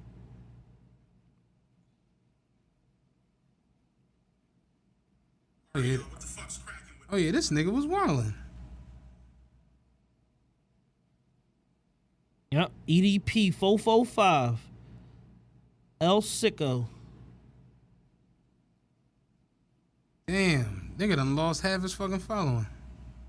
Did he? Damn. That's like when they had that when the B Simone shit broke, and then you seen her followers go from like 750 was like a $1.2 down to like 750. Twitter is the worst place to go whenever something's happening. Let's just say EDP when a grown man shows up instead of a 13-year-old. The fuck you doing here, nigga? Identify yourself. Who the fuck are you? And I instantly know because I see this video all the time of him holding the gun. Who the fuck are you, nigga? Y'all ridiculous, man. EDP 445, 4 plus 4 plus 5 equals 13. He been trying to tell us. That's funny as shit. 4 plus 4 plus 5 equals 13. What, man? Damn, EDP. Yeah, freak body boy. Yeah, they gonna treat him real nice in jail. Damn. Yeah, it's pretty wicked. The only thing else I really got is Core, Philly artist Core signed to Dream Chasers this past weekend. He's $1 million plus deal. He signed with DC, Rock Nation, and Republic. Republic's actually the best label in the world. Shout out to Republic Records. And I talked to some people close to the situation, so they told me about the deal splits and all that. So it's definitely over $1 million. They said that Meek was like super active and excited to get the deal done because he need like a flagship artist, so he gonna get behind them, make sure that the shit get pushed. All their business affairs is going through Republic, so they ain't gotta wait for the Chasers to do shit. Okay, you've changed the name of this show. What does this mean? I'm lost with You this. know what the fuck going on? Because I saw the YK and I just thought it was some You Know the Vibes. I'm just like, what the fuck does that mean now? All right, yeah, you know what the fuck going on. Yeah, okay. But yeah, shout out to Core, man. I'm happy for him. I like Core a lot. Yeah, he was previously signed to E1. He had a 2-album deal with E1, and then I think he did another one-off with another company. It might have been Empire or something like that. And then now he's with, he got a multi-album deal with Dream Chasers, Rock Nation, and Republic. But the most important part of the puzzle is Republic. They gonna make sure that what need to be done get done. He already know who his A&R is, all of that. They gonna open the budget soon to do his first EP, and then they gonna do an album after that. So that's what's up, man. I'm happy for the nigga. For sure. Got to get him up here. For sure. That'd be decent. Mel, we gotta get Core up here. Yeah, real shit. The I want to say this before we end. Snoop Dogg legitimately might have to like become a real live boxing announcer. For sure. Like, he's awesome. Did you see him the other night? And he had on a bandana suit. When Jake Paul started socking him, he's like, go give me my fucking money, Jake. Yo, I need Snoop as a real live announcer for real live sporting events. The fact that he bet a bag on that nigga to knock him the fuck out and he's screaming it while he's doing the broadcast is fucking excellent, man. I fucked with Snoop Dogg as an announcer. They said that all of the detractors, I guess the people that bet the other way, this shit was rigged, blah, blah, blah. Did you see the boy? He kept sending the boy a Cash App request for what he bet on him. And he kept getting denied and shit. I'm like, yo, people stupid as shit, man. Ain't he supposed to? Did the fight with Floyd get canceled? That was his brother. Logan is Paul supposed to fight Floyd. Yeah. Okay. You know Floyd just an attention whore. He was never fighting that boy. Did you see the shit with Floyd and the boy in Miami? Yes, man. Where he's gonna beat him the you fuck up? record my car, I'm gonna knock you the fuck out in front of your wife. He said this little fucking guy gets out of the littlest fucking man I've ever seen. He said that he take the mask off. It's Floyd Mayweather. Yeah. Floyd out here trying to rumble over the Rolls truck. I seen a Rolls truck the other day. Red John look real good. Yeah, they're nice. I like them coloring. I need a color. Yeah, it's a bit much, but it's like they nice. Yeah, I definitely I rented a Lamb truck when I was in Miami. They cool. It's on the same platform as the Audi. It's an SQ8. Yeah. I say it. I've me and my man Steve. But literally double the like money. we karma. So we talk about this shit all the time. And literally, I was saying that shit. I'm like, it's literally the same chassis. It's the same. It's a SQ8. Same everything. It's the same everything. Yeah, SQ8 is 130. A Lamb truck starting at 245. Yeah. So it's like you could save $120 and go get another car on top of the some hoes and whatever the you fuck. can trick whatever. Yeah, whatever you get into. So it's like, like as much as we hate 6ix9ine, like I agree. He got a video where he's like, he got all these cars lined up, like these my cars, and they probably not his cars. Yeah, they probably definitely not his cars. But he got a Lamborghini Aventador, a red one, looked gorgeous. And he was like, all you niggas running to go get these fucking Lamb trucks, them shits is corny. You really get some motherfucking paper, get you an Aventador. And I always say that shit like, the Urus is just kind of like, it's motherfuckers is doing it because it's the Lamb truck. Yeah. It's the truck that's the Lamborghini. It looks like the but damn... it's not something you get on some performance shit. Yeah. It's just because it's the Lamb. It's like the it has like 8 engine settings and like 7 of them are all automatic. So it's like that tells you everything that you need to know. But like, yeah, the Aventador, the SVJ, those are the hard jumps. question. Can you explain to me, and it's okay if you can't, the difference between a Taycan and a Panamera? The Taycan is electric. That's what I thought it was. Yeah. I'm like, it has to be something else to it because... Here's the thing with the Panamera, because honestly, that's the car I want, is the Panamera. I want a Panamera. I really like the GTS. The GTS is crazy. I've had a conversation with Steve. The turbo to me is like, it's not an everyday car. Yeah. Now, the thing with the Panamera that makes the Panamera so ridiculous, like car insiders all know this shit. Do you know, so like a Camry or an Avalon or give me another car, like a Accord. A what? A Honda Accord. Honda Accord, a Ford Taurus. Do you know that there be trim packages within the car? Like your car, there's a AMG There's a 43 now. Yeah, for 53, 63S. And a 63S. 63 and 63S. That's like normal standard practices for like cars. There will be 4 or 5 trim packages.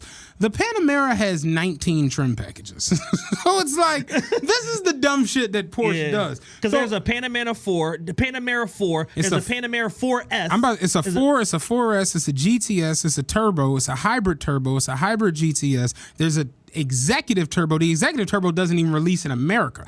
I actually saw an executive turbo on Germantown Pike going in the plane, and it froze me because I'm just like, whoever got that got some serious Different paper type of because money. that shit came from Germany. Yeah. They don't even be releasing them shits over here. It's the equivalent of like a Maybach 62.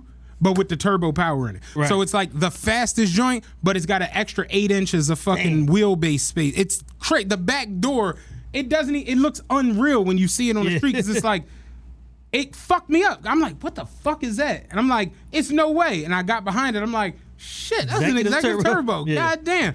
And he had it done up with like the black, it was all black with green brake calipers with the green emblem in the hood. I'm like, that shit look nasty. I'm like, whoever that was, it was Bradley Cooper or somebody out here wilding and shit. But the Taycan is all electric. All electric, right. So it's fast as shit. I think it goes like 0 to 60 in like 2.1 or some retarded. What? Because, electric shit, it's electric. Yeah. So it's literally is doing that shit. Yeah. And the top speed on it, I think, is like 185 or something, which is nuts for a sedan. So it's like, it's fast as shit.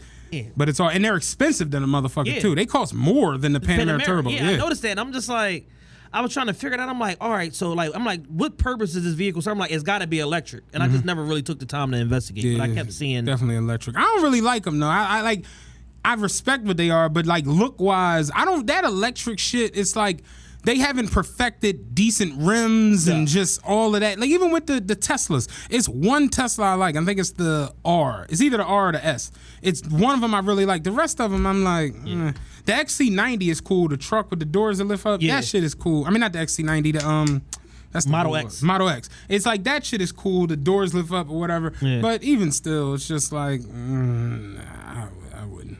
But yeah, no, the Taycan is all electric. Porsche's really crazy as shit because you can go get like, let's say you go get a 911, right? Yeah. 911 base price $148, I think, for the regular Carrera. By the time you get done with the Porsche option book, when it was a book, it was like they have like 80,000 in options. So you go get like, say you go get which I love. I kind of like too big for one, which is the Targa. Like you go get like a Targa 4S, they like 165. By the time you get done with the options, this shit could be 230.